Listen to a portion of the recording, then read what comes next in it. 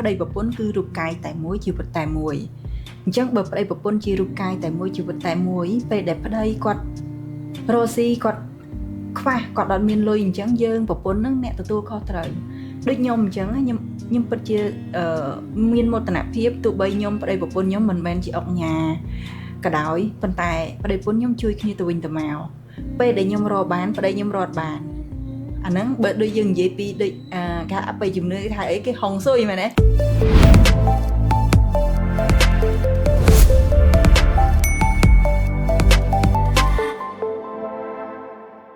ចាជំរាបសួរបងប្អូនទាំងអស់គ្នាសូមស្វាគមន៍មកកាន់កម្មវិធីចង់ប្រាប់ My Story សម្រាប់អេពីសូតថ្ងៃនេះមានប្រធានបទដ៏ពិសេសមែនទែនសម្រាប់បងប្អូនទាំងអស់គ្នាក៏ដូចជាប្រិយមិត្តរបស់កម្មវិធីចង់ប្រាប់ My Story ចាតកតងទៅនឹងប្រធានបទថ្ងៃនេះនឹងជជែកតកតងទៅនឹងជីវិតប្តីប្រពន្ធចាអញ្ចឹងសម្រាប់ថ្ងៃនេះដែរក៏យើងមានវាគ្មិនកិត្តិយសនឹងចូលរួមចែករំលែកតកតងទៅនឹងប្រធានបទនេះដូចគ្នាចាបងប្អូនកុំឲ្យបងប្អូនទាំងអស់គ្នាខាត់ពេលវេលាយូរជួបជាមួយនឹងវាគ្មិនកិត្តិយសយើងទាំងអស់គ្នា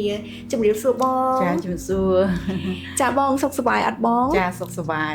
ចាបងដើម្បីឈានទៅដល់ប្រធានបទរបស់យើងសូមបងជួយណែនាំខ្លួនបន្តិចសម្រាប់ប្រិយមិត្តរបស់យើងចាអរគុណជំរាបសួរបងប្អូនជាបរិយាកម្ពុជាទាំងអស់នាងខ្ញុំឈ្មោះតិចស៊ីមហៀងជា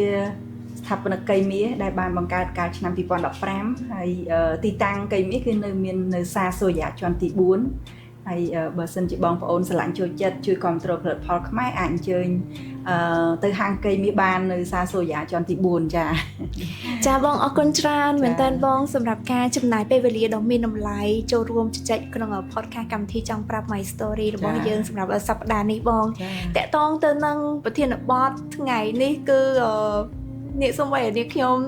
ជាអ្នកសម្របសម្រួលក្នុងកម្មវិធីក៏ចាប់អារម្មណ៍ខ្លាំងមែនតើបងហើយចង់សួរបងថាសម្រាប់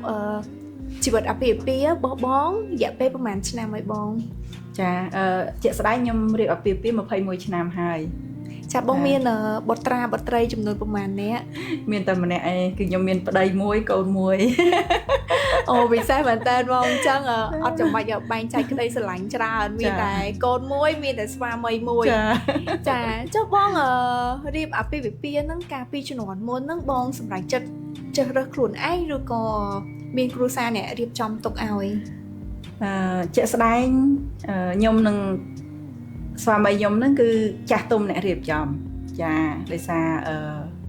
ម្ដាយមីងរបស់ស្វាមីខ្ញុំហ្នឹងផ្ទះគាត់នៅជាប់ផ្ទះខ្ញុំចានៅសំណង់12ហ្នឹងហើយក៏ណាមួយស្វាមីខ្ញុំគាត់អត់មានឪពុកទេគាត់មានតែម្ដាយហើយគាត់មានបងប្អូនតែ2នាក់ដល់ចឹងហើយម្ដាយមីងគាត់ជួយរកគូសកលជូនគាត់ចឹងហើយក៏ណែនាំឲ្យស្គាល់ខ្ញុំទៅចាបងចុះ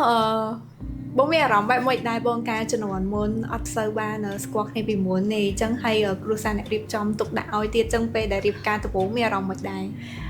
ជាក់ស្ដែងនិយាយពីការដែលទឹកនឹងម្ដាយមីងគាត់ណែនាំហ្នឹងពេលហ្នឹងយើងអត់តភ្ជាប់ពីអេហើយដល់ថ្ងៃមួយថ្ងៃគេហៅ Valentine Day ហើយថ្ងៃ Valentine Day ហ្នឹងហើយខ្ញុំគាត់បានទិញផ្កា9តងហើយនឹងគាត់សរសេរនៅក្នុងកាត postal ហ្នឹងឲ្យខ្ញុំហើយពេលដែលគាត់ឲ្យខ្ញុំហ្នឹងនៅក្នុងផ្ទះអត់ហ៊ានចេញទេដើរចេញចូលហើយដល់ពេលប្តីខ្ញុំគាត់នៅខាងក្រៅអញ្ចឹងអង្គុយក្រោកគាត់ដូចថាចិត្តគាត់ច្បុកច្បល់ហើយដល់ពេលអញ្ចឹងកងខ្ញុំគាត់ថាហើយចុះអ្នកក្នុងមិនឆាប់ចេញមកអ្នកក្រៅគ្នាអង្គុយចុះអង្គុយឡើងនៅហ្នឹងហើយពេលហ្នឹងខ្ញុំនឹកឃើញថាគាត់សរសេរថាគាត់ចង់រៀបការជាមួយខ្ញុំឲ្យខ្ញុំហ្នឹងបានជាប្រពន្ធដែលមានសុភមង្គលហើយមានសម្រស់ស្រស់ស្អាតរស់នៅជាមួយគាត់100ឆ្នាំជាមិត្ត100ឆ្នាំអញ្ចឹងណាចាហើយប៉ុន្តែមុននឹងដែលជួបគាត់ហ្នឹងម្ដាយមីងគាត់ហ្នឹងសួរខ្ញុំថាខ្ញុំធ្លាប់មានសង្សារអត់ខ្ញុំថាអត់ទេហើយគាត់ថាគាត់មានកូនក្មួយគាត់ដល់ពេលអញ្ចឹងទៅខ្ញុំក្នុងចិត្តទាំងកូនក្មួយមួយណាទេយើងមានការព្រួយបារម្ភប៉ុន្តែចៃដន្យមានថ្ងៃមួយខ្ញុំទៅធ្វើការហើយពេលមកពីធ្វើការហ្នឹងខ្ញុំជិះម៉ូតូមកផ្ទះហើយគាត់ជិះតាមក្រោយហើយខ្ញុំក៏ក្នុងចិត្តថាបែបនេះមិនជិះម៉ូតូតាមខ្ញុំអញ្ចឹងហើយខ្ញុំអត់ដែរស្គាល់គាត់ដែរហើយដល់ពេលក្រោយមកក៏ឃើញគាត់នៅផ្ទះមីងគាត់ក៏គិតថាប្រហែលជាកូនមីងឬក៏ក្មួយគាត់ទេតែមើលទៅកូនក្មួយគាត់ទាំងអស់ហ្នឹងដូចមានម្នាក់ហ្នឹងដូចគ្រាន់បើជាងគេគឺថាយើងអត់លួចស្រឡាញ់គាត់ទេប៉ុន្តែគ្រាន់នៅក្នុងចិត្តគាត់ ក្នុងចិត្តយើងនឹងបានគិតថាគាត់មានអត្តចរិតអីដូចវាល្អជាងគេអញ្ចឹងណាចាហើយដល់ពេលក្រោយមកក៏បានម្ដាយមីងគាត់នឹងបានសួរម៉ាក់ខ្ញុំទៅសួរទៅក៏បានមុននឹងភ្ជាប់ពាក្យគាត់ឲ្យរូបថតមកមើលដល់ឲ្យរូបថតមកមើលទៅបានឃើញថាគាត់ហ្នឹងហើយក៏សម្រេចចិត្តថាទទួលយកគាត់ទៅហើយអត់បានគិតអីច្រើនទេគ្រាន់ដឹងថាគាត់មានការងារធ្វើហើយយើងមើលតែចរិតគាត់សមរម្យណាមួយខ្ញុំជាបងស្រីធំម្នាក់ដែរពេលហ្នឹងខ្ញុំអាយុ24ហើយបានរៀបការអញ្ចឹងយើងជាបងគេយើងត្រូវតែរៀបការដោយសារយើងមានប្អូនស្រីទៀតកុំឲ្យគេថាបងប្អូនយើងមានច្រើនធម្មតាខ្មែរយើងតែងតែលឺមាត់លឺកអញ្ចឹងយើងរៀបការទៅហើយដើម្បីជួយក្រុមគ្រួសារចាបងនិយាយរួមទៅស្ទាយដែរស្វាមីរបស់បងញ៉ាយបងត្បូងតំណងដែរតាបងស្វីតបងតាមពិតគាត់អត់ចេះនិយាយចំគ្រួសារខ្ញុំក៏អត់ចេះញ៉ាយស្រីទេចាគាត់ចេះទេហើយពេលហ្នឹងគឺប្អូនជីដូនមួយគាត់ទេអ្នករៀបចំឲ្យគាត់ចាប្រាប់គាត់ថាធ្វើមិនគាត់ធ្វើតាមទេហើយបើនិយាយទៅមុននឹងរៀបការហ្នឹងពេលយើងចប់ពាក្យហើយទៅរៀនអង់គ្លេសរៀនអីជាមួយគ្នាអញ្ចឹងពេលខ្លះគាត់អៀននឹងខ្ញុំហ៎ចាគាត់អៀននឹងខ្ញុំពេលក្នុងថ្នាក់អីចឹងពេលខ្លះខ្ញុំនិយាយរៀនក្លាហាននិយាយច្រើនអញ្ចឹងគាត់អៀនដល់ចឹងពេលដែលគាត់អៀនអញ្ចឹងរៀនគាត់អត់ដែរឈ្នះខ្ញុំទេចាបងចុះអ្វីដែលគាត់បានសន្យានៅក្នុងសម្បត្តិដែលគាត់ទៅសេឲ្យបងចាឥឡូវអាពាក្យសន្យាហ្នឹងជាការពិតអត់ចាជាការពិតជាក់ស្ដែងខ្ញុំបានរៀបការជាមួយគាត់រហូតដល់ឥឡូវ21ឆ្នាំហើយខ្ញុំឃើញថាគាត់បានtake care យើងបានល្អពេលដែលយើងឈឺពេលអីចឹងណាចាហើយចឹងពេលដែលក្នុងក្រុមគ្រួសារអីចឹងគាត់គ្រប់គង់គាត់មើលការខុសត្រូវបានល្អចាអញ្ចឹងធម្មតាខ្ញុំឃើញថាការរស់នៅជាប្រិយប្រពន្ធមិនមែនបានល្អទាំងអស់ 100% ទេ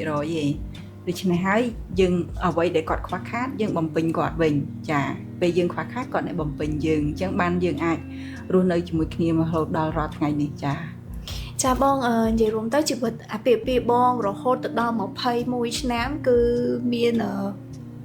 ចង់ថារយៈពេលយូរមែនតើអញ្ចឹងបទពិសោធន៍បងក៏ច្រើនដែរតកតងទៅនឹងជីវិតអាពាហ៍ពិពាហ៍មួយនេះចុះបង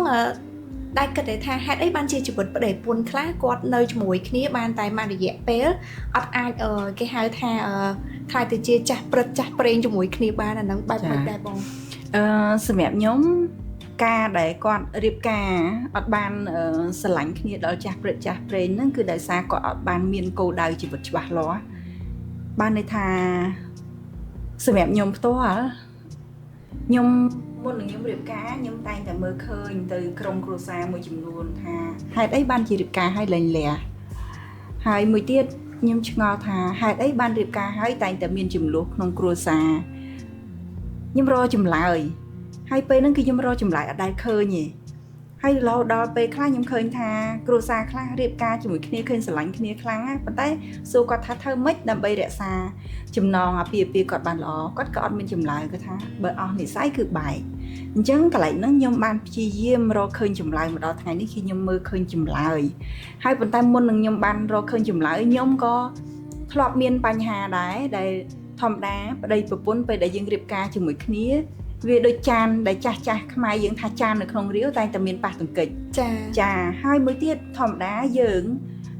ជីវិតយើងផ្សេងគ្នាយើងមើលរូបកាយយើងផ្សេងគ្នាចិត្តយើងក៏ផ្សេងគ្នាអត់ដូចគ្នាទេដូច្នេះហើយវាមិនអាចធ្វើអីដែលបានដូចគ្នា 100% ទេដល់អញ្ចឹងខ្ញុំមើលឃើញថាប្តីប្រពន្ធគឺប្រៀបបីដូចយើងមើលហើយគេច្រវាក់ចាច្រវាក់ហ្នឹងមុននឹងទាញកង់ទៅមុខបានគឺវាត្រូវឲ្យវាងាំចូលគ្នាបែបនេះអញ្ចឹងហើយបើសិនជាដូចប្តីប្រពន្ធបើសិនជាថាប្តីក៏ខ្លាំងប្រពន្ធក៏ខ្លាំងស្មើគ្នាបើដូចយើងមើលច្រវាក់គឺអត់អាចទៅមុខបានទេអញ្ចឹងប្តីប្រពន្ធគឺចឹងដែរគឺមិនអាចទាញចង្កូតទៅមុខបានទេនៅពេលដែលខ្លាំងរៀងខ្លួនអញ្ចឹងកន្លែងហ្នឹងដែលខ្ញុំរកឃើញថាខ្ញុំបានឆ្លងកាត់ពេលដែលមានឧបសគ្គកាលឆ្នាំកូវីដពេលដែលមានកូវីដចឹងហើយខ្ញុំឃើញថាខ្ញុំរស់ស៊ីខ្ញុំមានបញ្ហាសេដ្ឋកិច្ចហើយប្តីខ្ញុំគាត់ធ្វើការគាត់អត់មានបញ្ហាប៉ុន្តែគាត់ឃើញយើងធ្លាក់ខ្លាំងអញ្ចឹងគាត់មានអារម្មណ៍ថាអត់សុខចិត្តខ្លាំងដែរអញ្ចឹងពេលហ្នឹងខ្ញុំនឹកឃើញថាតើហេតុអីបានជាប្តីប្រពន្ធមិនជួយលើកទឹកចិត្តគ្នាឲ្យខ្លាំងបែរជាពេលហ្នឹងគាត់បែកបាក់ទឹកចិត្តដែរ ពេលដែលខ្ញុំសិក្សាស្វែងយល់បន្ទាប់ពីខ្ញុំបានជឿព្រះយេស៊ូវខ្ញុំមានព្រះគម្ពីរប៊ីបដែលមានមេរៀនដែលព្រះមានព្រះបន្ទូលនៅក្នុងនោះអប់រំយើងបានយើងដឹងថាពេលហ្នឹងគេហៅថាជាចម្បាំងជីវិតចាអញ្ចឹងបានថាយើងរស់នៅរាល់ថ្ងៃនេះជីវិតយើងដូចមានយើងកំពុងតែធ្វើសង្គ្រាមចាកំពុងធ្វើសង្គ្រាមអញ្ចឹងសង្គ្រាមហ្នឹងគឺសង្គ្រាមអីខ្លះសង្គ្រាមហ្នឹងពេលខ្លះសង្គ្រាមធ្វើឲ្យយើងមានបញ្ហាទំនាក់ទំនងពេលខ្លះធ្វើឲ្យយើងមានបញ្ហាសេដ្ឋកិច្ចពេលខ្លះមានជំងឺអញ្ចឹងអាហ្នឹងគេថាសង្គ្រាមហើយដល់ពេលយើងអត់មានដូចថាដឹងថាយើងហ្នឹង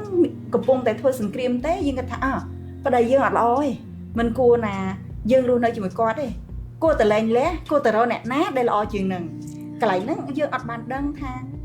ប្តីយើងពេលខ្លះគាត់ក៏មានបញ្ហារបស់គាត់ក៏មានការពិបាករបស់គាត់ជួនកាលគាត់ស្រឡាញ់យើងគាត់ចង់ធ្វើម៉េចដើម្បីឲ្យយើងបានល្អប៉ុន្តែគាត់អត់ដឹងថាធ្វើម៉េចទៅធ្វើឲ្យគាត់ច្បោកច្បល់វិញទៅឲ្យគាត់មួម៉ៅវិញហើយដល់បើសិនជាយើងអត់បានដឹងថាគាត់នឹងស្រឡាញ់យើងទេយើងគិតថាគាត់អត់ស្រឡាញ់យើងទេបានគាត់ធ្វើអញ្ចឹងអានឹងហើយដែលជាការដែលធ្វើឲ្យប្តីប្រពន្ធលែងលះបានចាអញ្ចឹងសម្រាប់ខ្ញុំវិញគឺខ្ញុំឃើញថាពេលដែលយើងមានបញ្ហាគាត់ក៏មានបញ្ហាដែរពីព្រោះអីដូចក្នុងខគម្ពីរប៊ីបចែងថាប្តីប្រពន្ធគឺជីវិតតែមួយចាជីវិតតែមួយហើយពេលដែលរៀបការគេហៅថារូបកាយសាច់ឈាមក៏តែមួយដែរអញ្ចឹងនៅពេលដែលយើងអត់បានដឹងថាប្តីប្រពន្ធជារូបកាយជាសាច់ឈាមតែមួយជាជីវិតតែមួយទេយើងតែងតែថាដូចខ្ញុំឃើញភាសាខ្មែរតែងតែនិយាយខ្ញុំអត់ពេញចិត្តទេគេថាប្តីនៅផ្ទះប្តីឯងទៅក្រៅប្តីគេខ្ញុំអត់ទទួលស្គាល់ទេកន្លែងហ្នឹងបានថាការរស់នៅជីវិតយើងគឺអត់មានសណ្ដាប់ធ្នាប់ទេអត់មានសេចក្តីថ្លៃថ្នូរទេហើយមួយទៀតយើងក៏អត់ជាគំរូល្អដល់កូនចៅយើងដែរហើយអាហ្នឹងគឺនិយាយឡើងសាមញ្ញប៉ុន្តែបើដូចនៅក្នុងខគម្ពីរប៊ីបចែងវិញបានន័យថាបើសិនជាប្តីឬប្រពន្ធដែលរៀបការហើយគាត់មានការផិតក្បត់សាយស្មន់គឺបានន័យថាគាត់ធ្លាក់អំពើបាបហ្នឹងគឺបាបធ្លាក់ក្នុងបឹងភ្លើងស្លាប់ធ្លាក់ក្នុងបឹងភ្លើងអញ្ចឹងកន្លែងហ្នឹងបើសិនជាដោយពួកខ្ញុំដែលជឿព្រះគឺខ្ញុំតែងតែលើកទឹកចិត្តគ្នាទៅវិញទៅមកពេលដែលមានបញ្ហាគឺយើងលើកទឹកចិត្តគ្នាទៅវិញទៅមកហើយបើសិនជាពេលដែលបញ្ហាខ្លាំងគាត់កំពុងតែទោសកម្ដៅខ្លាំងទេយើងនៅឲ្យស្ងៀមយើងកុំតបតនេះដើរចេញសិនទៅចាំដល់ពេលគាត់ស្រួលខ្លួនហើយសុំយើងនិយាយចាពីព្រោះអីយើងគ្រប់គ្នាយើងមានវិញ្ញាណអញ្ចឹងវិញ្ញាណយើងនិងវិញ្ញាណគាត់គឺមានទំនាក់ទំនងគ្នាអញ្ចឹងបើសិនជាយើងមានក្តីស្រឡាញ់ពិតប្រាកដឲ្យគ្នាទៅវិញទៅមកគឺគាត់affect វិញ្ញាណយើងហ្នឹងបែរថាចិត្តយើងដែលស្រឡាញ់គាត់ហ្នឹងអារម្មណ៍យើងមិនគឺគាត់អាចដឹងអាចយល់ហើយអញ្ចឹងវា contact គ្នាទំនាក់ទំនងគ្នាទៅវិញទៅមកចាបងនិយាយរួមទៅជីវិតប្តីប្រពន្ធនេះមួយអត់មានមេរៀនណាឬក៏កន្លែងណាដែលបង្រៀនពីបទពិសោធន៍ក៏ដូចជាជីវិតអាពាហ៍ពិពាហ៍ឲ្យច្បាស់លាស់ទេប៉ុន្តែបងថ្ងៃនេះមកចែករំលែកគឺពិសេសមែនតើបងហើយសូម្បីតែខ្ញុំស្ដាប់យូរទៅកាន់តែជក់ចិត្តដិតអារម្មណ៍មែនតើណាបងចុះតាក់ទងទៅនឹងការផិតក្បត់មុនហ្នឹងបងបានលើកឡើងតាក់ទងទៅនឹងការផិតក្បត់សង្គមខ្មែរយើងបច្ចុប្បន្នណាមនុស្សប្រុសអាចនិយាយថាភាគច្រើនដូចបងតែនិយាយចឹងនៅផ្ទះរបស់យើងចេញក្រៅរបស់គេចាចុះនៅពេលដែលស្វាមីផិតក្បត់សួរថាភរិយាជាភរិយាធម្មតាគាត់តែចិត្តក្តៅហីថាត្រូវធ្វើម៉េចបងមានយុទ្ធសាស្ត្របែបម៉េចដើម្បីកុំឲ្យចិត្តក្តៅក៏ដូចជាគេហៅថាអាចដោះស្រាយបានណាតើតើទៅនឹងបញ្ហាហ្នឹងចាសម្រាប់ខ្ញុំយុទ្ធសាស្ត្រដែលល្អបំផុតគឺគាត់បើសិនជាដឹងថាប្តីគាត់បុព្វភាសាក្នុងអ្នកជឿព្រះយេស៊ូវគេថាធ្លាក់ក្នុងសេចក្តីល្បួងណាបើពេលដែលគាត់អញ្ចឹងណាយើងត្រូវអត់ទៅរកគ្រូទាយទេអត់ទៅរកគ្រូដាក់ស្នេហ៍ប្តីទេគឺយើងត្រូវរកខ្លួនឯងសិនចារកខ្លួនឯងឲ្យឃើញសិនថាចំណុចអីដែលយើងខ្វះខាតបានជាប្តីយើងទៅអញ្ចឹងចាប៉ុន្តែនៅក្នុងសង្គមខ្មែរយើងបច្ចុប្បន្នពេលខ្លះគាត់គិតថាប្រហែលជាប្តីរបស់គាត់ត្រូវអំពើត្រូវស្នេហ៍អ្នកនេះត្រូវស្នេហ៍អ្នកនោះកន្លែងហ្នឹងតាមពិតបើសិនជាយើងមើលឃើញថាពាក់ព័ន្ធគេហៅថាស្នេហ៍ពាក់ព័ន្ធអំពើពាក្យហ្នឹងគឺគេហៅថាពាក្យក្នុងភាសាសេចក្តីងឹតបានថាដូចក្នុងខគម្ពីរគេហៅថាអរិយសាតាំង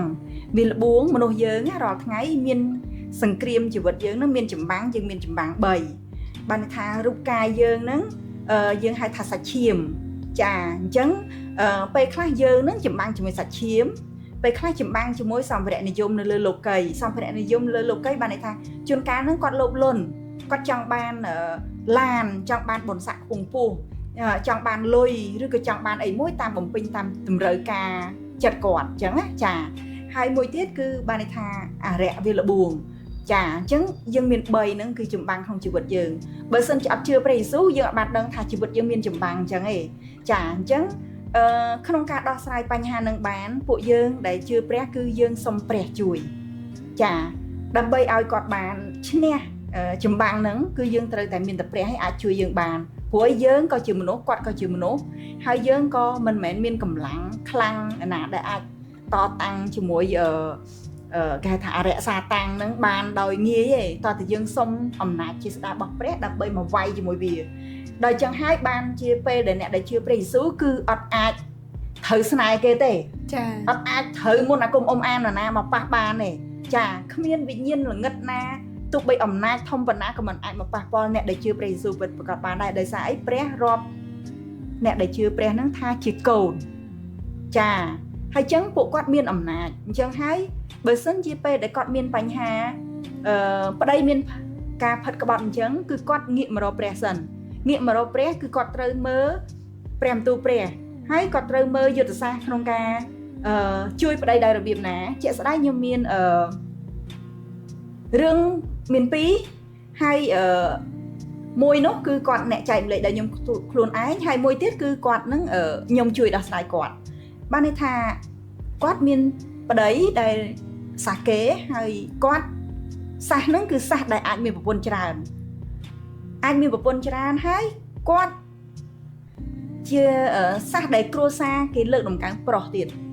អញ្ចឹងនៅពេលដែលគាត់មានប្តីហ្នឹងគឺប្តីហ្នឹងនឹងគាត់មានកូនស្រីទី1ហើយដល់ពេលប្តីគាត់នៅមានសង្សារមានស្រីស្នេហ៍នៅខាងក្រៅអញ្ចឹងទៅហើយដល់គាត់អត់សូវបានចាប់អារម្មណ៍ខ្លាំងទេដោយសារអីប្តីធ្វើការរស់ស៊ីហ្នឹងតែងតែកុហកថាគាត់ទៅនេះទៅនោះបេសកកម្មអីចឹងទៅខេត្តទៅក្រៅប្រទេសអីគ្រប់បែបយ៉ាងហើយប៉ុន្តែគាត់ឃើញថាការរស់ស៊ីរបស់គាត់នឹងជាតែធ្លាក់ទៅរហូតដល់គាត់មានកូនទី2ស្រីទៀតដល់ពេលកូនទី2ស្រីហើយរហូតដល់ប្តីហ្នឹងមានស្រី4នាក់ក្នុងពេលតែមួយហ្នឹងហើយប៉ុន្តែមានស្រីម្នាក់ហ្នឹងមានកូនជាមួយគាត់ទៀតស្រី4នាក់ក្នុងពេលតែមួយយេហើយមួយប្រពន្ធទៀតវាឡើងចូល5ហើយគាត់មានកូនប្រុសជាមួយស្រីមួយទៀតប៉ុន្តែដឹងទេពេលហ្នឹងប្រពន្ធគាត់ពិបាកណាស់ឈឺចាប់ណាស់គាត់ថាទុកជន់ទុកចាដោយសារអីគាត់ថាពេលដែលប្តីគាត់មានបញ្ហាអញ្ចឹងសេដ្ឋកិច្ចធ្លាក់ទាំងអស់គឺគាត់ពិបាកខ្លាំងណាស់បែរណាកូនបែរណាត្រូវរលុយសងបំណុលគេអញ្ចឹងអាហ្នឹងទុកជន់ទុកហើយឈឺចាប់នៅពេលដែលប្តីផិតក្បត់ប៉ុន្តែខ្ញុំបានលើកទឹកចិត្តគាត់ដោយសារអីខ្ញុំសួរថាតើគាត់ស្រឡាញ់ព្រះជាទី1ឬប្តីជាទី1គាត់ថាស្រឡាញ់ប្តីជាទី1ពេលដែលគាត់ស្រឡាញ់ប្តីជាទី1នឹងហើយទើបឲ្យគាត់ឈឺចាប់ខ្លាំងហើយគាត់អាចជួយប្តីបានទេពេលដែលគាត់ស្រឡាញ់អញ្ចឹងគាត់ថាគាត់ឈឺចាប់គាត់ចង់លែងលះវិញស្រឡាញ់គាត់តែចង់លែងលះខ្ញុំថាបើសិនជាស្រឡាញ់មិនមែនលែងលះទេអញ្ចឹងងាកមកស្ដាប់ខ្ញុំវិញធ្វើតាមខ្ញុំទៅហើយដោយសារអីក្នុងខគម្ពីរបញ្ជាក់ថានឹងមានចម្លើយឲ្យតែយើងធ្វើតាមពេលហ្នឹងខ្ញុំប្រាប់គាត់ថាម៉េចប្តីគាត់ទោះបីគាត់មានស្រីមែនប៉ុន្តែគាត់នៅតែមកផ្ទះទេហើយពេលហ្នឹងគឺគាត់ជិះម៉ូតូដួលគ្រោះថ្នាក់ចរាចរណ៍ដោយសារគាត់ផឹកស្វឹងដោយសារគាត់រកអីអត់បានគាត់ទៅតបប្រមល់ដែរអញ្ចឹងណាបានន័យថាបើសិនជាយើងវិភាគពីស្ថានភាពនឹងវិញគេហៅថាគាត់កំពុងតែវង្វេងផ្លូវគាត់ដើរវង្វេងផ្លូវនៅពេលដែលគាត់ដើរវង្វេងផ្លូវទៅគាត់ធ្លាក់ក្នុងជ្រោះគ្រោះថ្នាក់មែនទេចាអញ្ចឹងសួរថានៅពេលដែលគាត់មានបញ្ហាហ្នឹងគាត់ត្រូវការអ្នកណាគាត់ត្រូវការអ្នកជួយអ្នកសង្គ្រោះមែនទេចុះបើសិនជាយើងជាប្រពន្ធយើងកំពុងតែខឹងយើងត្រូវតែជេរគាត់ឌីលថ្មីគាត់ថែមទៀតឬយ៉ាងណាពេលហ្នឹងខ្ញុំប្រាប់គាត់ថាបើសិនជាអូនខឹងនឹងប្តីអស់ចិត្តឈប់ស្រឡាញ់ហើយអូខេឈប់ស្រឡាញ់ប្តីឈប់ចោះប៉ុន្តែអូនងាកមកស្រឡាញ់ព្រះមែនអត់អូននឹងស្រឡាញ់ព្រះមែនអត់ចាអញ្ចឹងបើស្រឡាញ់ព្រះដើរតាមព្រះវិញត្រូវទេចាអញ្ចឹងបើសិនជាដើរតាមព្រះអូនត្រូវតែអត់ទោសឲ្យប្តីហើយកុំគិតថាប្តីជាប្តីទៀតចោះអូនឯងគិតថាអូខេអូនឯងធ្វើនឹងតាមព្រះហត្ថីព្រះវិញព្រោះព្រះអង្គថាឲ្យយើងអត់ទោសបាបឲ្យគេបានព្រះអត់ទោសបាបឲ្យយើងដែរហើយបើសិនយើងស្រឡាញ់គេតើតែគេចេះស្រឡាញ់យើងនឹងតើតែយើងចេះស្រឡាញ់ព្រះដែរបានយើងអាចទទួលយកក្តីស្រឡាញ់នឹងបានអញ្ចឹងគាត់ធ្វើតាមអញ្ចឹងខ្ញុំថាទៅផ្ទះកុំរករឿងកុំស្ដីបន្ទោសតែអូនឯងទៅលួងលោមគាត់វិញ អញ្ចឹងពេលដែលឯងទៅអញ្ចឹងអូនឯងបានលទ្ធផលចាំប្រាប់បងពេលហ្នឹងគាត់ក៏បានធ្វើតាមចាគាត់ធ្វើតាមឥឡូវនេះប្តីប្រពន្ធគាត់ជុំគ្នាហើយរហូតដល់ម្នាក់ស្រីដែលមានកូនប្រុសជាមួយប្តីហ្នឹងក៏គេបានប្រាប់ថាគេបានប្រាប់ទៅឪពុកម្ដាយគេបានដឹងឮហើយគេយកកូនហ្នឹងចិញ្ចឹមដោយខ្លួនគេអត់ឲ្យម្នាក់ប្រុសហ្នឹងទទួលខុសត្រូវទៀតទេគឺគេនឹងដាច់ស្រេចពីគ្នាអូនឯងសម័យមើលបើសិនជាយើងអត់មានយុទ្ធសាស្ត្រក្នុងការដោះស្រាយគាត់អាចលែងរះប្តីហើយឥឡូវនេះពេលដែលគាត់ដោះស្រាយបានប្តីប្រពន្ធគាត់ផ្អែមល្ហែមនឹងគ្នាចាចំណុចហ្នឹងមានន័យថាគ្រប់បញ្ហាទាំងអស់គឺយើងជាមនុស្សស្រីត្រូវតែឆ្លាតត្រូវតែមានយុទ្ធសាស្ត្រចាពីព្រោះអីដោយសារអីបើសិនជាយើងមើលប្រវត្តិជីវិតមនុស្សយើងបុរសនិងស្ត្រីក្នុងព្រះគម្ពីរប៊ីបនិយាយពីអាដាមគឺគាត់ព្រះបានសូនអាដាមពីដីចាអញ្ចឹងផ្លុំខ្យល់ទៅជាអាដាមហើយដល់ពេល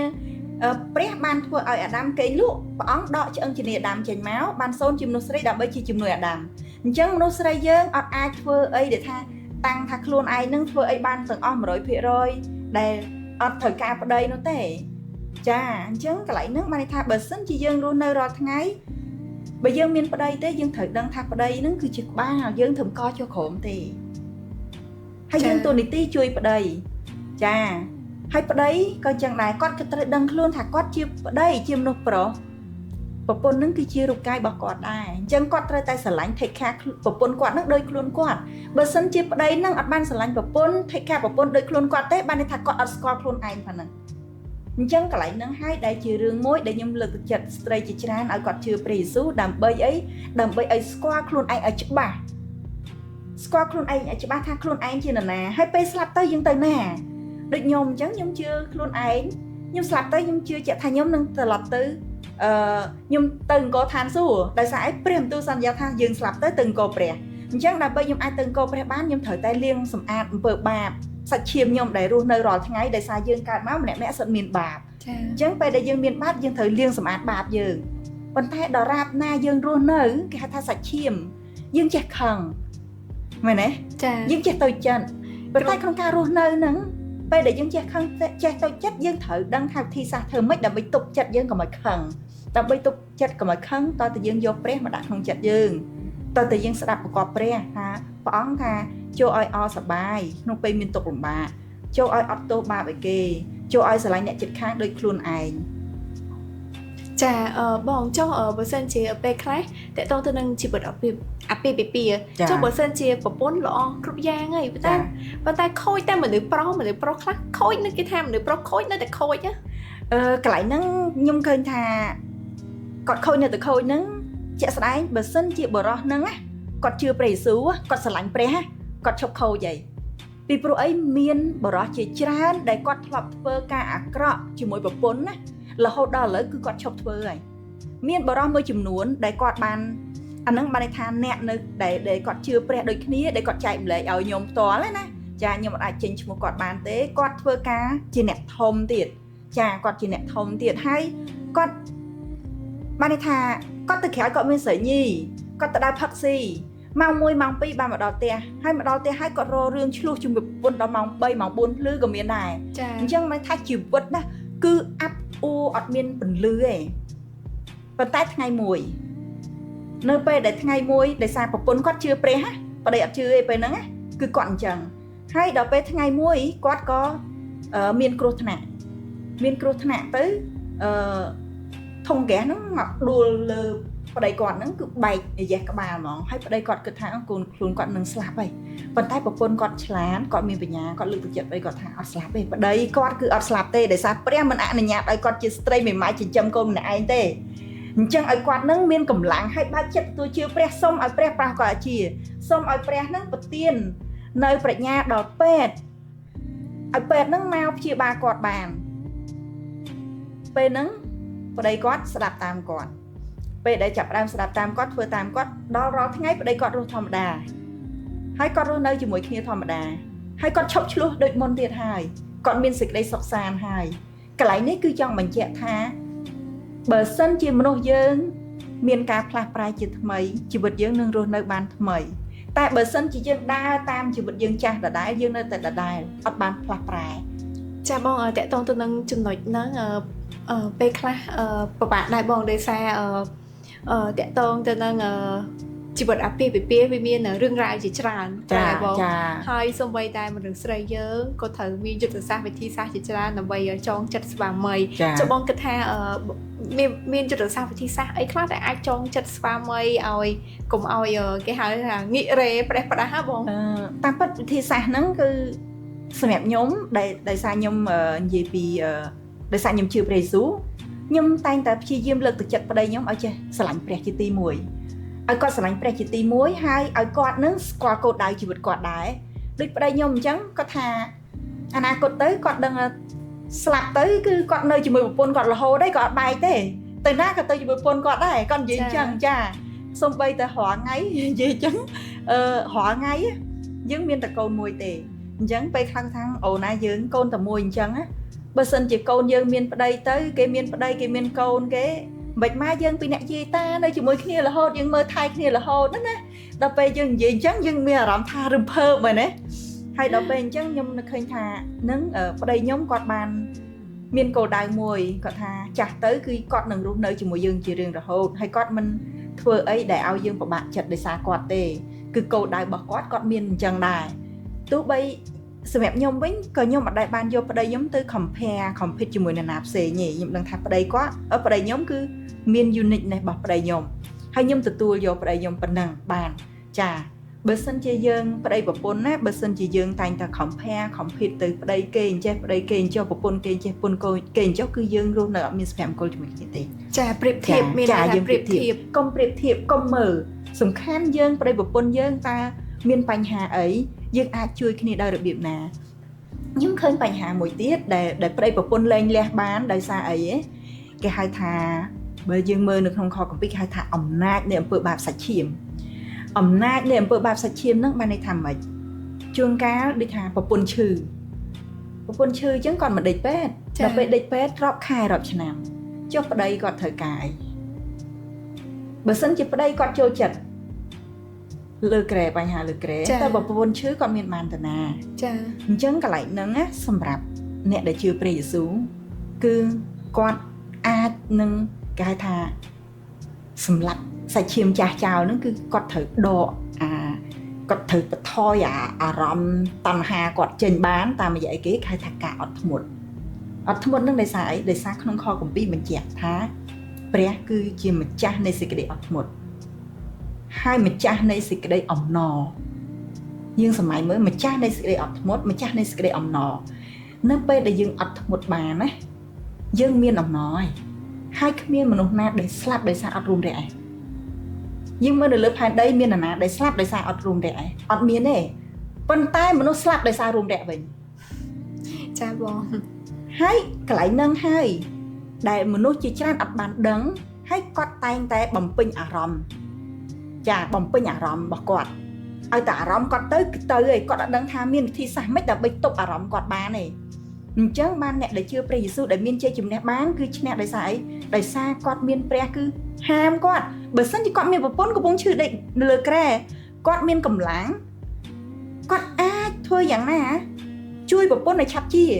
ត្រូវរកឱកាសត្រូវរកមិនធ្វើវិធីសាស្ត្រមិនឬក៏និយាយឬក៏ធ្វើអ្វីដែលថាឲ្យប្រពន្ធនឹងគាត់មានអំណរឆាប់ជាវិញមិនមែនទៅឆ្លៀតទៅក្រៅទេហើយបើគាត់ទៅក្រៅបើគាត់ជឿព្រះវិញបានថាគាត់លាក់សេចក្តីបួងធ្លាក់បឹងភ្លើងហើយអញ្ចឹងគាត់អត់មានប្រពន្ធទៀតទេគឺគាត់រត់ទៅរកអ្នកផ្សេងអញ្ចឹងគាត់ដឹងថាអូគាត់ធ្វើខុសនឹងព្រះបន្ទូលព្រះបាត់ហើយចាអត់តាមបំណងផាតីព្រះទេកន្លែងហ្នឹងហើយដែលជីវិតរាល់ថ្ងៃខ្ញុំឃើញថាប្តីប្រពន្ធជាច្រើន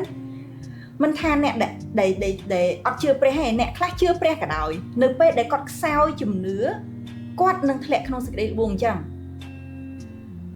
ហើយក្នុងខគម្ពីរបញ្ជាក់អំពើបាបមិនចាំបាច់ទៅតល់រូបកាយគាត់និងរូបកាយគេនៅលើក្រែជាមួយគ្នាបានគេហៅបាបទេគ្រាន់តែភ្នែកគាត់ហ្នឹងមើលទៅឃើញគេហើយមានអារម្មណ៍ចង់ស្រឡាញ់គេហ្នឹងគឺគេហៅអំពើបាបបាត់ហើយអញ្ចឹងដល់ពេលកន្លែងហ្នឹងហើយដែលរាល់ថ្ងៃពួកខ្ញុំដែលជឿព្រះហ្នឹងគឺយើងតែងតែមានអំណរក្នុងការរស់នៅហើយយើងមានអំណរក្នុងការជួយកូនជួយអ្នកជំនាញយើងធ្វើយ៉ាងម៉េចរស់នៅឲ្យមាន ជីវិតបានល្អប្រសើរគេថាជីវិតពេញបរិបូរណ៍ដែលជីវិតមិនវិនាសទេចាដោយសារអីព្រះមានព្រះបន្ទូលថាខ្ញុំបានមកឲ្យអ្នករាល់គ្នាមានជីវិតហើយឲ្យជីវិតនោះមានពេញបរិបូរណ៍ផងចាបងចុះតាក់ទងទៅនឹងការរៀបការបងជាចាស់ទុំម្នាក់បងគិតថាអាយុប្រហែលដែលយើងរៀបការទៅយើងអាចបានស្ថិរភាពតាក់ទងទៅនឹងជីវិតអាពាហ៍ពិពាហ៍ព្រោះខ្ញុំឃើញមានអ្នកខ្លះគាត់អាយុច្រើនមករៀបការនៅតែបែកគ្នាអាយុក្មេងរៀបការក៏នៅតែបែកគ្នាអញ្ចឹងពេលណាដែលបងដែលយើងគិតថា ready នៅតាមពិតបើសិនជា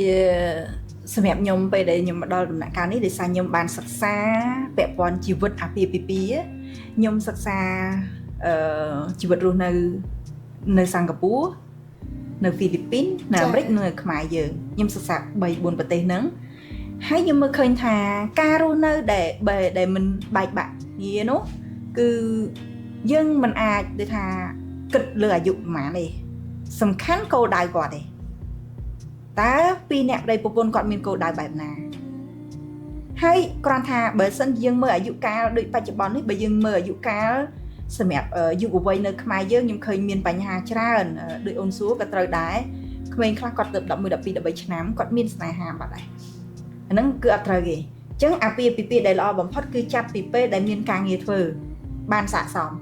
មានចំណូលចាមានចំណូលរៀងខ្លួនអាហ្នឹងបានស័ក្តិសមរៀបអាពាហ៍ពិពាហ៍តែបើសិនជាមិនទាន់មានចំណូលទេកំពុងតែរៀនទេខ្ញុំគិតថាវាជារឿងដែលមិនត្រឹមត្រូវទេហេតុអីដោយសារខ្ញុំសិក្សាឃើញថា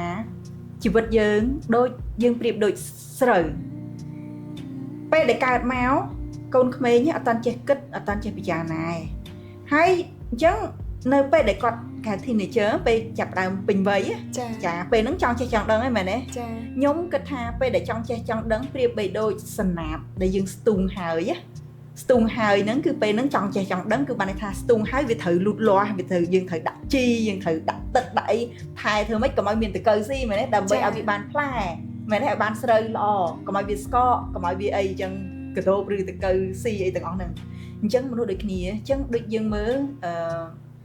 ក្មេងឥឡូវនេះនៅពេលដែលគាត់9ឆ្នាំ10ឆ្នាំ11 12ឆ្នាំខ្លះគាត់មិនតាន់បានរៀនតាន់មានការងារធ្វើទេគាត់ខូចខ្លួនបាត់ហើយអ្នកខ្លះមានកូន12ឆ្នាំហ៎ក្មេងស្រីខ្លះ12ឆ្នាំចាហើយអញ្ចឹង12ឆ្នាំទៅយកកូនហើយដល់អញ្ចឹងរៀនមិនបានរៀនអញ្ចឹងខួរក្បាលគាត់អ្នកខ្លះក៏ធ្លាក់ទៅផឹកគ្រឿងញៀនទៅអីទៅដើរប៉ោឡាយអីលក់ខ្លួនអីគ្រប់បែបយ៉ាងអាហ្នឹងគេហៅថាដូចសណាប់ហ្នឹងវាលួយចាវាលួយហីដល់អញ្ចឹងសង្គមយើងក៏អត់បានល្អប្រសើរដែរនៅពេលដែលបញ្ហានឹងកើតឡើងអញ្ចឹងបើយើងងាកមកនិយាយពីប្តីប្រពន្ធវិញនៅពេលដែលយើងមានចំណូលរៀងខ្លួនយើងត្រូវដឹងថាអានេះហើយជាការរស់នៅដែលយើងត្រូវដឹងថារស់នៅមានដូចខ្ញុំប្រាប់ថាមានសង្គ្រាមយើងត្រូវការច្បាំងជាមួយសង្គ្រាមមែនទេចាព្រោះបញ្ហាមានរាល់ថ្ងៃចាមានរាល់ថ្ងៃហ្នឹងពេលខ្លះបញ្ហាទំនាក់ទំនងបញ្ហាទំនាក់ទំនងហ្នឹងបានន័យថាបើសិនជាប្តីប្រពន្ធពេលខ្លះនិយាយគ្នាក៏ពេលខ្លះនិយាយអត់ត្រូវគ្នាហើយបើស្រឡាញ់គ្នាដំបូងមុនរៀបការវិញណាអ្នកដែលឧបមាថាម្នាក់ប្រុសហ្នឹងស្រឡាញ់អ្នកស្រីហ្នឹងទៅដល់ម្នាក់ស្រីហ្នឹងធ្វើខុសក៏គាត់មើលឃើញកំហុសឯងដោយសារគាត់ស្រឡាញ់ខ្លាំងតែនៅពេលដែលរៀបការហើយអាកំហុសទូចឯងគាត់មើលឃើញដូចធំចឹងរៀបការហើយដល់ពេលឧទាហរណ៍ថាមកហូបមិនឆ្ងាញ់ក៏បន្ទោសដែរចារឿងគេហៅថារឿងទូចចាអារឿងម្ហូបហ្នឹងមួយអ្នកខ្លះមិនត្រឹមម្ហូបទេដូចថាផ្ទះអញ្ចឹងគាត់ចូលមកអាគ្នាជួនកាលប្រពន្ធគ្នាមកពីធ្វើការក៏ហត់ដែរហើយគ្នាអត់បានយកមកបោសទេគ្នាមកដល់គ្នាអង្គុយសិនឬក៏មកដេកសិនដល់អញ្ចឹងគាត់មកដល់ក៏ឃើញហើយយកមិនមកដល់ហ្នឹងដេកអត់មានបោសផ្ទះជូតផ្ទះអីទេឃើញផ្ទះក៏ខិចអីចឹងមកលោឡាអញ្ចឹងសួរថាប្រពន្ធមិនដែរហើយអញ្ចឹងគាត់គិតថាប្រពន្ធហ្នឹងជាប្រពន្ធគាត់អត់ហើយគាត់មកដល់លោឡាហើយគាត់មានដឹងថាប្រពន្ធក៏ហត់ដែរមែនទេចាកន្លែងហ្នឹងបានថាប្តីប្រពន្ធអត់យល់ចិត្តគ្នាក៏អត់បានគោរពឲ្យតម្លៃគ្នាទៅវិញទៅមកចាបងហើយមួយទៀតបងជាក់ស្ដែងដូចតាំងពីកូវីដមកបញ្ហាសេដ្ឋកិច្ចកូវីដរៀងធ្លាក់ដែរខ្ញុំបានមើលនៅក្នុងក្រុមមួយចំនួនណាគេលើកឡើងថានៅពេលដែលស្វាមីរលួយអត់សូវបានចំណូលរៀងធ្លាក់ជាប្រពន្ធហ្នឹងអស់ចិត្តដែរមានន័យថាគាត់ស្រឡាញ់ទៅលុយអាហ្នឹងហើយដែលជាបញ្ហាដែលខ្ញុំចង់បញ្ជាក់ថាប្តីប្រពន្ធគឺរូបកាយតែមួយជីវិតតែមួយអញ្ចឹងបើប្តីប្រពន្ធជារូបកាយតែមួយជីវិតតែមួយពេលដែលប្តីគាត់រស់ស៊ីគាត់ ខ្វះគាត់អត់មានលុយអញ្ចឹងយើងប្រពន្ធហ្នឹងអ្នកទទួលខុសត្រូវដូចខ្ញុំអញ្ចឹងខ្ញុំពិតជាមានមោទនភាពទោះបីខ្ញុំប្តីប្រពន្ធខ្ញុំមិនមែនជាអុកញ៉ាក៏ដោយប៉ុន្តែប្តីប្រពន្ធខ្ញុំជួយគ្នាទៅវិញទៅមកពេលដែលខ្ញុំរកបានប្តីខ្ញុំរត់បានអាហ្នឹងបើដូចយើងនិយាយពីដូចគេអបិយជំនឿថាអីគេហុងស៊ុយមែនទេប៉ុន្តែសម្រាប់ខ្ញុំវិញខ្ញុំជឿព្រះគឺខ្ញុំអត់មានគិតរឿងហុងស៊ុយហ្នឹងទេគឺគិតបានថាជីវិតយើងរស់នៅរាល់ថ្ងៃនៅលើផែនដីនេះជាគេហៅថាដូចជាគេហៅវិញ្ញាសាចាដូចយើងប្រឡងណាចាវិញ្ញាសាចាជាវិញ្ញាសាជីវិតចាជាវិញ្ញាសាជីវិតដែលយើងប្រឡងដោយសារអីជីវិតយើងរស់នៅផែនដីនេះបណ្ដោះអាសន្នទេអញ្ចឹងគោលដៅយើងត្រូវធ្វើម៉េចដើម្បីឲ្យជីវិតយើងចុងក្រោយនោះដែលយើងចង់ទៅនឹងឲ្យបានល្អប្រសើរវិញអញ្ចឹងជីវិតចុងក្រោយដោយពួកខ្ញុំដែលជឿព្រះយេស៊ូវគឺជីវិតចុងក្រោយគឺវិញ្ញាណយើងរស់នៅជារៀងរហូតអត់ស្លាប់ទេការដែលយើងស្លាប់ហ្នឹងគឺដោយសារយើងអត់មានព្រះអញ្ចឹងអារក្សាតាំងវិលបួងទៅស្លាប់ទៅធ្លាក់បឹងភ្លើងតែយើងទៅអង្គរឋានសួគ៌អញ្ចឹងយើងទៅអង្គរព្រះគោលដៅយើងអង្គរព្រះបើសិនគោលដៅអង្គរព្រះបានយើងមានគោលដៅហើយមែនទេអញ្ចឹងនៅពេលដែលយើងមានគោលដៅបើសិនជាប្តីយើងមានបញ្ហាយើងត្រូវរកមធ្យោបាយជួយប្តីមិនមែនពេលប្តីមានបញ្ហាទៅរកមើលបរិះណាដែលសង្ហាជាងដែលពូកែជាងដែលមានលុយច្រើនជាង no មានជំរឿសល្អជាង មានជំរឿសល្អជាង no ហ្នឹងគឺជាបញ្ហាបានន័យថាយើងហ្នឹងគឺធ្លាក់ក្នុងសេចក្តីល្បួងសាច់ឈាមហើយគឺយើងធ្វើតាមតម្រូវចិត្តយើងឯងយើងអាចបានមើលគោលដៅពិតប្រាកដរបស់យើងឯងពីព្រោះអីបានន័យថាពេលដែលមានប្តីអញ្ចឹងគឺប្តីហ្នឹងគឺវិញ្ញាសាដែលព្រះដាក់ឲ្យយើងហើយថាយើងអាចធ្វើម៉េចជួយប្តីយើងបានថាយើងអាចធ្វើយ៉ាងណារស់នៅជាមួយប្តីយើងមានសុភមង្គលពិតប្រាកដសម្រាប់ខ្ញុំរស់នៅជាមួយប្តីខ្ញុំឥឡូវ21ឆ្នាំកាលពីចាប់ដើមការរហូតដល់17ឆ្នាំហ្នឹងគឺខ្ញុំអត់ស្គាល់ថាសុភមង្គលរបៀបម៉េចទេចាសេចក្តីស្រឡាញ់របៀបម៉េចទេប៉ុន្តែបន្ទាប់ពីខ្ញុំជឿព្រះយេស៊ូវហើយខ្ញុំសិក្សាស្វែងយល់បើខ្ញុំដឹងថាសេចក្តីស្រឡាញ់ពិតប្រាកដគឺយើងមាន9គោលនៅក្នុងហ្នឹងដោយសារក្នុងខគម្ពីរបញ្ជាក់ថាផលផ្លែនៃព្រះវិញ្ញាណចាគឺមានក្តីស្រឡាញ់ធំជាងគេគឺក្តីស្រឡាញ់បន្តមកទៀតអំណរអមេត្រីភាពអត់ធ្មត់សុភាពសប្បុរសស្មោះត្រង់ស្លូតបូតហើយដឹងខ្នាតយើងមើលមានទាំងអស់ហ្នឹងអញ្ចឹងបើមានក្តីស្រឡាញ់យើងត្រូវមានអីមេត្រីភាពមានក្តីស្រឡាញ់ត្រូវមានអំណរអមានក្តីស្រឡាញ់ត្រូវមានស្មោះត្រង់មានក្តីស្រឡាញ់ត្រូវមានការអត់ធ្មត់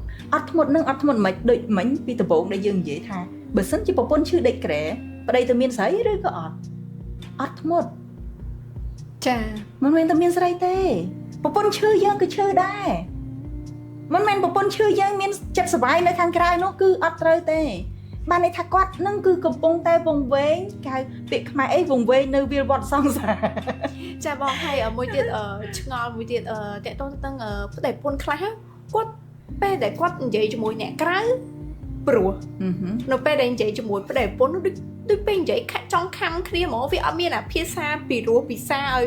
វាស្ដាប់ទៅព្រោះអញ្ចឹងណាបងកន្លែងហ្នឹងគឺយើងងាកមកវិញគឺបានថាយើងអត់បានគោរពឲ្យតម្លៃគ្នាចាឧបមាជាក់ស្ដែងដូចខ្ញុំនិងប្តីខ្ញុំមិនដែលបានខ្ញុំមិនដែលហៅប្តីខ្ញុំអាហែងអីទេហើយប្តីខ្ញុំក៏មិនដែលនិយាយជាមួយខ្ញុំថាង៉ែងអីដែរចាទោះបីឆ្លោះគ្នាក៏អូនឆ្លោះនេះនៅតែបងនឹងអូននឹងដដែលហើយដល់ចឹងកន្លែងហ្នឹងបានថាខ្ញុំគោរពឲ្យតម្លៃគាត់ហើយពេលខ្លះទោះបីពាក្យដែលគាត់និយាយមកវាធ្ងន់ខ្លាំងមកលើយើងដំណោះស្រាយល្អមិនទេសម្រាប់ខ្ញុំណាគឺដោយសារខ្ញុំជឿព្រះខ្ញុំថាភាសាពាក្យសម្ដីដែលគាត់និយាយហ្នឹងមិនមែនភាសាពាក្យសម្ដីរបស់គាត់ទេគឺវិញ្ញាណល្ងឹតដឹកនាំឲ្យគាត់និយាយអញ្ចឹងមកវាយយើងគឺបានន័យថាយើងរស់នៅរាល់ថ្ងៃដូចបងប្រាប់អូនអញ្ចឹងថាយើងកំពុងតែធ្វើសង្គ្រាមចាសង្គ្រាមហ្នឹងសង្គ្រាមមួយគឺសង្គ្រាមជាមួយសាច់ឈាមខ្លួនឯងទី2គឺអាសម្ភារៈនិយមលោកីទី3គឺអរិយសាតាំងអញ្ចឹងបើសិនជាយើងខ្សោយយើងអាចនឹងអាល្ងឹតហ្នឹងវាដឹកនាំយើងមកហើយអញ្ចឹងណាអញ្ចឹងបើសិនជាយើងភ្លេចព្រះភាសាកាយវិការបោះសាច់ឈាមយើងហ្នឹងដែលធ្លាប់ចូលចិត្តនិយាយពាក្យអាក្រក់អ្នកខ្លះចូលចិត្តចំណែនគេអ្នកខ្លះចូលចិត្តដៀលថ្មេះគេហ្នឹងគឺគាត់ប្រើបានទាំងអស់ប៉ុន្តែបើយើងជឿព្រះគឺ no សំបីតែពាក្យមួយថាឃើញគេថាម្នាក់នឹងចង្អាយឬក៏ម្នាក់នឹងអាក្រក់ណាស់អីយើងអត់អាចប្រើបានទេព្រោះអីភាសានឹងពាក្យនឹងគឺស្មើយើងសម្លាប់គេដែរបាបចាបងចុះនៅក្នុងក្រុមគ្រួសារខ្លះខ្ញុំបានសង្កេតមើលនៅក្នុងព័ត៌មានក្រុមគ្រួសារខ្លះមិនត្រឹមតែការរស់នៅមិនចុះសម្រុងទេពេលខ្លះឈានទៅដល់ការប្រើអំពើហិង្សាទៀតចា តាមពិតការប្រើអំពើហិង្សាហ្នឹងក៏យ៉ាងដែរជាក់ស្ដែងបើសិនជាយើងថាប្តីប្រពន្ធអំពើហិង្សាឬក៏ដូចឪពុកម្ដាយវាយកូនហ្នឹងណាតាមពិតការប្រើហិង្សាមិនមែនជាការល្អទេចាប្រើហិង្សាមិនមែនជាការល្អទេអាហ្នឹងគេហៅថាយើងខ្វះចំណេះដឹងខ្វះក្តីស្រឡាញ់ចាអញ្ចឹងពេលដែលយើងខ្វះចំណេះដឹងខ្វះក្តីស្រឡាញ់យើងតែងតែប្រើអំពើហិង្សាយកទៅថាបង្ក្រាបការនឹងបានតែជាក់ស្ដែងគឺអត់បង្ក្រាបទេបានន័យថាបើសិនជាដូចខ្ញុំបើខ្ញុំស្រឡាញ់កូនខ្ញុំអត់អាចយកអីដែលវាយកូនខ្ញុំធ្វើឲ្យកូនខ្ញុំបាក់ដៃបាក់ជើងទេព្រោះខ្ញុំស្រឡាញ់គាត់ខ្ញុំបង្កើតគាត់ចាហើយប្តីអញ្ចឹងដែរប្តីប្រពន្ធបើសិនជាមានបរិសម្នាក់ដែលគាត់សោកស្ដាយដល់រាល់ថ្ងៃគាត់ចូលចិត្តផឹកគាត់ផឹកស្វឹងហើយប្រពន្ធជាអ្នករស់ស៊ីចិញ្ចឹមគាត់បានលុយទៅផឹក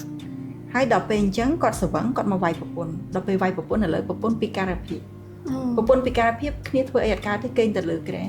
ចុងបញ្ចប់ខ្លួនឯងអ្នកវេទនាហើយពេលដែលអ្នកវេទនាដែលរលុយមកចិញ្ចឹមប្រពន្ធហើយมันគាត់ស្ដាយក្រោយថាមិនគួរណាគាត់វាយអញ្ចឹងអានឹងខកខ្លួនដែរស្ដាយក្រោយអញ្ចឹងការដែលប្រើអំពើហិង្សាក្នុងគ្រួសារគឺជាការអាក្រក់ដែលវាអានឹងក៏គេហៅថាជាអំពើបាបមួយដែរដែលមនុស្សយើងជាច្រើនដែលស្គាល់ថាអំពើបាបអីខ្លះចាអានឹងគេហៅថាផលផ្លែនៃកិច្ចការសាច់ឈាមចាកិច្ចការសាច់ឈាមហ្នឹងគឺនៅក្នុងមានការផិតក្បត់សាហាយស្មន់ប្រើមុនអាគមអូមអាមកំផិតឆ្លោះបកែកទាស់តែងប្រមឹកស៊ីផឹកជ្រុលនឹងការជាច្រើនដែលពាក់ព័ន្ធនឹងទាំងអស់ហ្នឹងចាអាហ្នឹងគេហៅថាកិច្ចការសាច់ឈាមអញ្ចឹងបើដើម្បីយើងឈ្នះកិច្ចការសាច់ឈាមបានគឺតតែជឿព្រះយេស៊ូវសូមព្រះយាងគង់នៅក្នុងជីវិតយើងសម្រាប់សាច់ឈាមចាស់យើងចោលបានន័យថាបើមាត់យើងធ្លាប់ជេរគេទេឈប់ជេរបើចិត្តយើងទេធ្លាប់ខឹងទេឈប់ខឹងចាឲ្យយើងផ្លាស់ប្រែជីវិតថ្មីចាបងប៉ុន្តែពេលខ្លះរបៀងមនុស្សស្រីនិងមនុស្សប្រុសពេលខ្លះមនុស្សស្រីពេលខ្លះក៏គាត់តិចក៏គាត់ល្អច្រើនណាស់នេះខ្ញុំជឿជាក់ថាមិនមែនថាមនុស្សស្រីយើងដាក់សង្កត់ធ្ងន់ទៅលើតែមនុស្សស្រីភាគច្រើនគាត់ល្អគាត់តិចច្រើនប៉ុន្តែពេលខ្លះរឿងខ្លះវាមកពីខាងបរោះពេលខ្លះអត់តិចទេគាត់ក្តៅហើយពេលខ្លះគាត់មូម៉ៅ stress ការងារហើយគាត់គេហៅថារៀងក្រអឺតក្រតោម arrogant ហ្នឹងគាត់អ្នករលុយអីអញ្ចឹងពេលមកដល់ផ្ទះមនុស្សស្រីត្រូវតែ take care គាត់បម្រើបាយទឹកផងអីផងចង់និយាយចឹងណាចឹងជីវិតប្រិយប្រពន្ធវាត្រូវការយល់គ្នាច្រើនមែនតើកន្លែងហ្នឹងសម្រាប់ខ្ញុំគិតថាយើងមានចំណុច5ទី1ពេលខ្លះយើងដើម្បីយើងយកឈ្នះប្តីចាពេលខ្លះយើងធ្វើដូចជាអ្នកបម្រើគាត់ដើរតួដូចអ្នកបម្រើគាត់អញ្ចឹងបើដូចអ្នកបម្រើគាត់ហ្នឹងណាគឺយើងត្រូវទៅធ្វើដោយអត់ធ្មត់ដែរព្រោះអ្នកបម្រើមិនដែលតមកមេមែនទេចាអត់ធ្មត់ហើយពេលខ្លះយើងធ្វើដូចយើង baby អញ្ចឹងដូចកូនអញ្ចឹងណាចាពេលខ្លះធ្វើដូចយើងជាកូនគាត់ពេលខ្លះក៏ធ្វើជាស្រីស្អាតឲ្យគាត់ពេលខ្លះក៏ជាម្ដាយគាត់ពេលខ្លះជាគ្រូគាត់ចាទូនីតិច្រើនទូនីតិទាំង5ហ្នឹងយើងត្រូវតែចេះ reflect អញ្ចឹងឧបមាថាបើសិនជាគាត់ជាមនុស្សដែលចូលចិត្តក្អើតកតមលោឡាមានអំនួតក្អេងក្អាងឬក៏មកអីកំហឹងជះមកអីចឹងទៅកន្លែងហ្នឹងយើងត្រូវគិតថាយើងដើរតួយើងជាចេះវិញយើងជាទឹកចាគាត់ជាភ្លើងយើងជាទឹកដល់ពេលស្ដាប់យើងចេះតែគាត់បងជជែកក្នុង podcast យូរទៅមានអារម្មណ៍ថាជីវិតជាប្រពន្ធដូចជាហត់នឿយលក្ខណៈយើងបើសិនជាយើងមើលមកអាហ្នឹងកន្លែងហ្នឹងគឺដោយសារយើងពីដើមឡើយក្នុងរឿងព្រះគម្ពីរគឺជីវិតយើងជាមនុស្សស្រីដោយសារយើងអ្នកនាំគេមានបាបដោយសារអីអាដាមនិងនាងអេវ៉ាហ្នឹងគឺកាលដែលរស់នៅក្នុងសួនអេដែនហ្នឹងគឺជាសួនដែលគេហៅថាឋានសួគ៌ណាហើយដល់អញ្ចឹងនាងអេវ៉ាហ្នឹងអ្នកចាញ់លបួងអរិយសាតាំងដែលធ្វើជាសត្វពស់ហ្នឹងឲ្យញ៉ាំផ្លែឈើដឹងខុសត្រូវដល់ញ៉ាំផ្លែឈើដឹងខុសត្រូវថាខ្លួនឯងជាស្រីស្អាតហើយក៏នាំអាដាមប្តីហ្នឹងឲ្យញ៉ាំដែរអញ្ចឹងពេលហ្នឹងគឺព្រះដាក់ទោសអញ្ចឹងហើយបានយើងមនុស្សស្រីយើងត្រូវមានកិច្ចការជាច្រើនចាវាតូចធំអីច្រើនខ្លាំងអញ្ចឹងក្នុងខគម្ពីរប៊ីបក៏មានចែងដែរថាមនុស្សប្រុស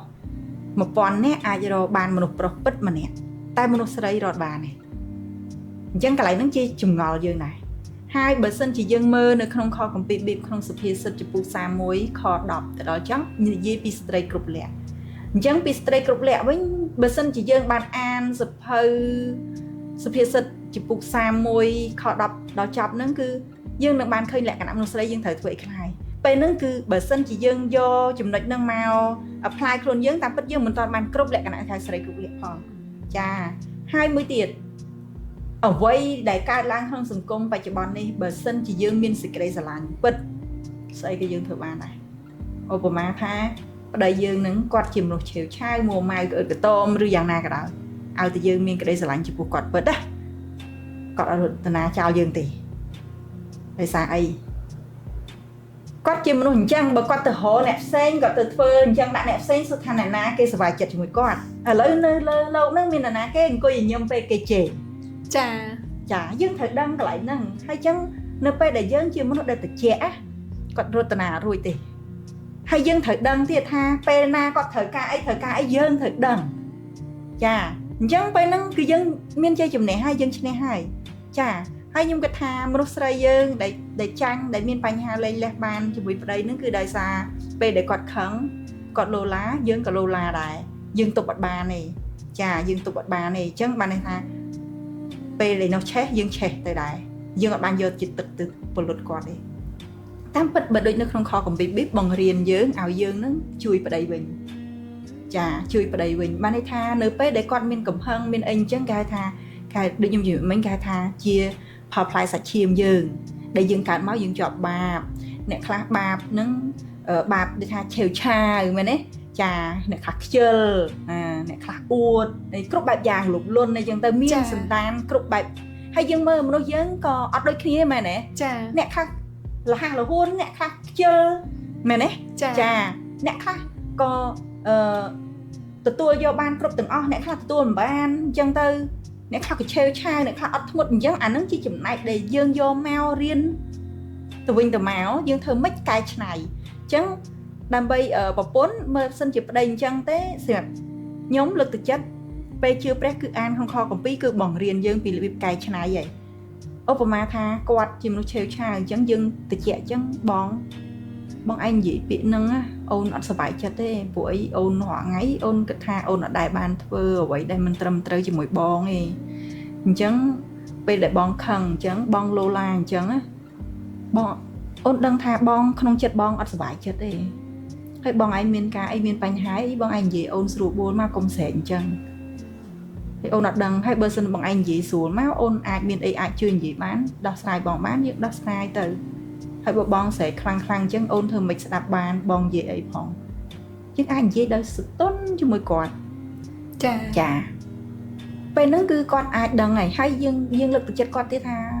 ពេលដែលគាត់ឆេវឆាវលោឡាមួម៉ៅអញ្ចឹងវា effect ដល់បេះដូងគាត់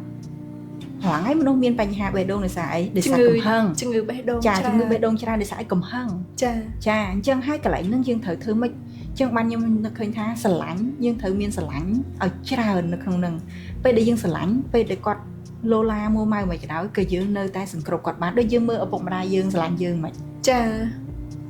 គាត់អត់ដែលកំណត់កត់ត្រាយើងខុសប្រហែលដងទេនៅក្នុងជីវិតយើងមែនទេហើយតើការឈឺចាប់របស់គាត់ទុកលំបាកគាត់ទាំងប្រមាណដើម្បីយើងរស់នៅបានដល់រាល់ថ្ងៃតែគាត់បានកត់ត្រាទុកបញ្ជាក់មកស្ដីឲ្យយើងរករឿងយើងអត់ដែរទេហើយគាត់ក៏មិនបានទៀមទាថាឲ្យយើងសងបំណុលដែលគាត់បានចាយមកសងមកចិញ្ចឹមយើងនឹងក៏អត់មានដែរអញ្ចឹងកន្លែងហ្នឹងហើយក្តីស្រឡាញ់យើងមើលពីក្តីស្រឡាញ់អញ្ចឹងបានខ្ញុំឃើញថាពេលដែលយើងរៀបអាពាហ៍ពិពាហ៍អាចារ្យតែងតែនិយាយថាឲ្យស្រឡាញ់ប្តីដូចឪពុកស្រឡាញ់ប្រពន្ធដូចម្ដាយមែនទេចាប៉ុន្តែរាល់ថ្ងៃមានប្តីប្រពន្ធប្រមាណអ្នកដែលបានគិតអញ្ចឹងស្រឡាញ់ដូចឪពុកបានន័យថាយើងត្រូវចេះគោរពចាហើយបើស្រឡាញ់ដូចម្ដាយបានន័យថាគោរពប្រពន្ធដូចម្ដាយមិនមែនចេះប្រពន្ធអាយាយហែកគេប្រពន្ធកតាលវាលឬក៏ប្តីខុសអីប្រពន្ធនឹងហែកគេប្តីកតាលវាលអញ្ចឹងទៅតាម Facebook ដូចរាល់ថ្ងៃអញ្ចឹងទៅខ្លះនិយាយដើមទៀតចានិយាយដើមឲ្យហែកគេគ្រួសារទៅខាងក្រៅឲ្យគេដឹងឮអញ្ចឹងទៅអាហ្នឹងវាជារឿងមួយដែលមិនត្រឹមត្រូវទេដូចពាក្យខ្មែរគេថាកុំយកភ្លើងក្រៅចូលក្នុងកុំយកភ្លើងក្នុងចេញក្រៅនោះ ចាបងតកតងទៅនឹងចំណុចហ្នឹងល្អបងពីព្រោះឃើញមានស្ត្រីខ្លះមួយចំនួនគាត់ភ្លេចគិតពេលខ្លះពេលនៅមុខស្វាមីអីស្វាមីនិយាយស្រួលបួលមួយស្វាមីល្អទាំងអស់តែនៅពេលក្រោយខ្នងក៏ក្រោយខ្នងបន្តិចប្តីខ្ញុំខ្ជិលណាស់អត់ធ្វើការទេប្តីខ្ញុំចាំតែចាយលុយទេចាកន្លែងហ្នឹងតាមពិតចំណុចហ្នឹងគឺពាក់ព័ន្ធនឹងមុននឹងរៀបអាពាហ៍ពិពាហ៍តែគាត់ជ្រើសរើសប្តីហ្នឹងគាត់ទទួលយកចាឥឡូវឧបមាថាម្នាក់កឥឡូវថាម្នាក់ប្រុសឈ្មោះពិសិដ្ឋចុះហើយស្រីហ្នឹងគាត់ឈ្មោះចម្ប៉ាចុះណាឥឡូវចម្ប៉ាគាត់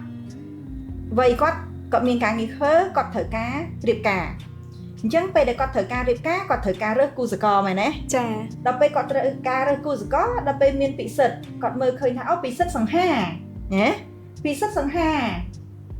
មើលទៅសង្ហាហើយគាត់នឹងរៀនបានច្រើនអីចឹងទៅប៉ុន្តែក៏បានដឹងថាពិសិដ្ឋហ្នឹងណាខ្ជិលក្អាយគាត់ចេះគក់ទេការងារទេគាត់ធ្វើទេគាត់ដឹងតែរៀនចាដល់ពេលគាត់ដឹងតែរៀនអញ្ចឹងការងារគាត់គឺការងារគាត់គឺការងារប៉ុន្តែបើថាពាក់ព័ន្ធនឹងការងារផ្ទះសម្បែងជួយចានឆ្នាំងជូតផ្ទះបោសផ្ទះគក់ក្អាយអ៊ុតក្អាយអីគឺគាត់អត់ចេះទាំងអស់ឥឡូវដល់ពេលអញ្ចឹងសួរថាតើគាត់រៀបការហ្នឹងគាត់បានមើលឃើញចំណុចហ្នឹងអត់មែនទេចាដល់ពេលគាត់បានមើលឃើញចំណុចហ្នឹងពេលរៀបការហើយប្តីគាត់ខ្ជិលខ្ជិលទាំងអស់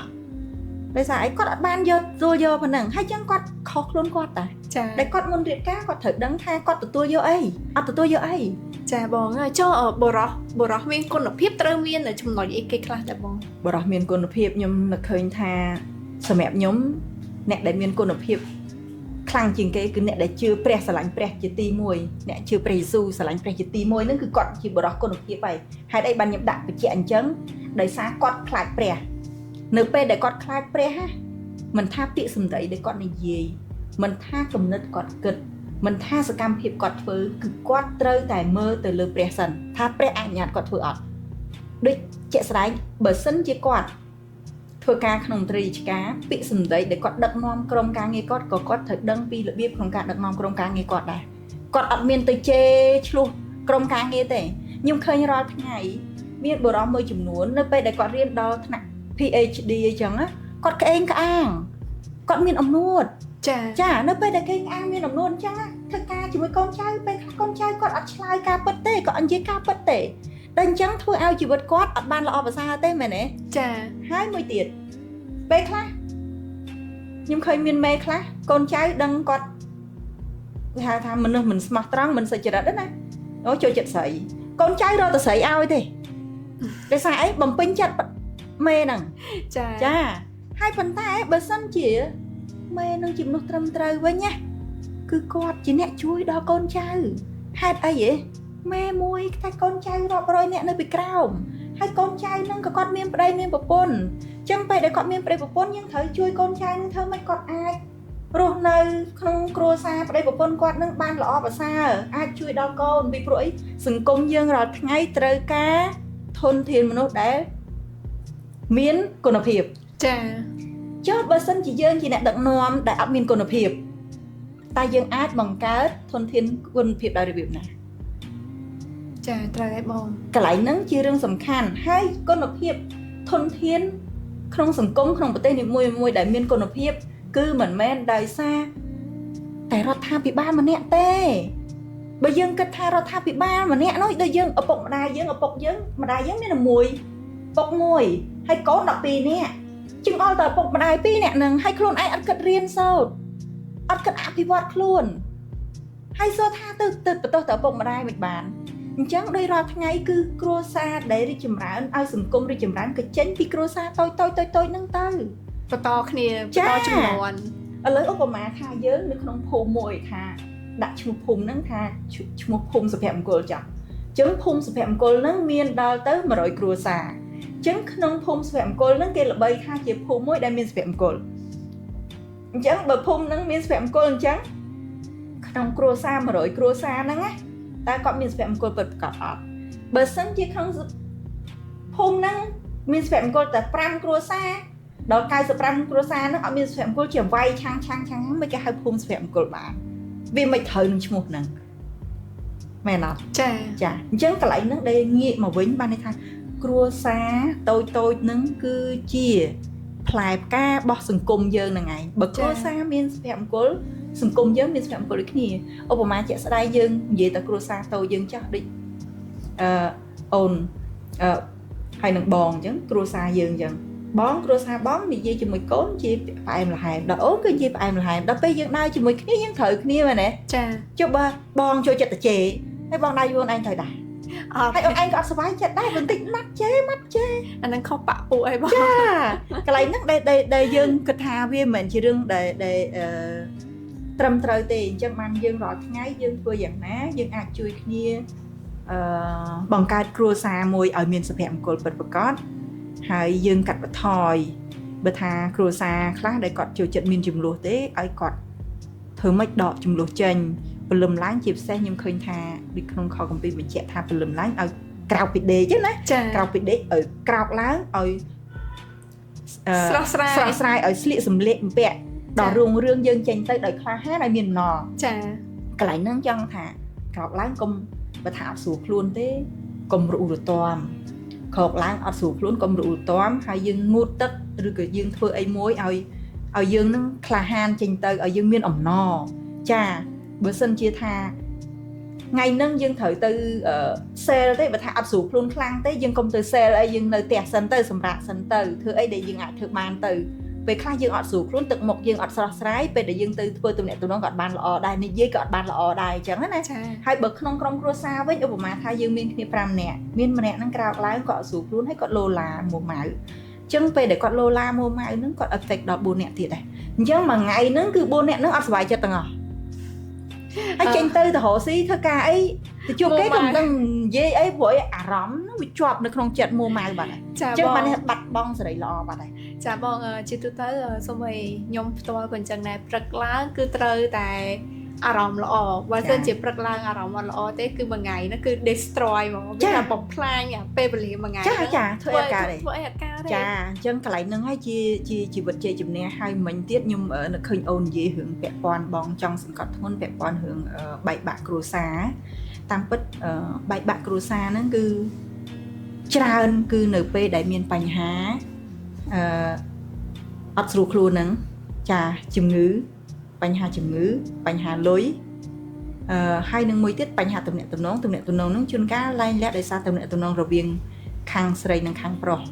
ចាជួនកាលប្តីប្រពន្ធទំនាក់ទំនងមិនសូវល្អអានឹងមួយផ្សេងជួនកាលប្តីហ្នឹងដូចថាស្រឡាញ់ម្ដាយពេកស្រឡាញ់ក្រុមគ្រួសារគាត់ពេកគាត់អត់សូវខ្វល់ពីប្រពន្ធចាអត់បានគិតពីប្រពន្ធយកជាទី1គាត់គិតអញ្ចឹងដោយគិតអញ្ចឹងហើយពេលខ្លះខ្ញុំឃើញថាមានម្ដាយខ្លះគាត់អត់ស្គាល់ខ្លួនឯងគាត់ដឹងថាតើកូនរស់នៅរបៀបណាគាត់តែងតែគិតថាប្រពន្ធហ្នឹងកូនប្រសាហ្នឹងគាត់អត់ពេញចិត្តគាត់ថាហែងលេងមួយហ្នឹងទៅយកមួយនោះល្អជាងក៏មានដែរតែពិតចឹងអាហ្នឹងជាបញ្ហាអាក្រក់ដែលក្នុងសង្គមយើងតែងតែមានចាបងលើកឡើងមកត្រូវនៅក្នុងសង្គមរបស់យើងគឺមានទម្លាប់អាក្រក់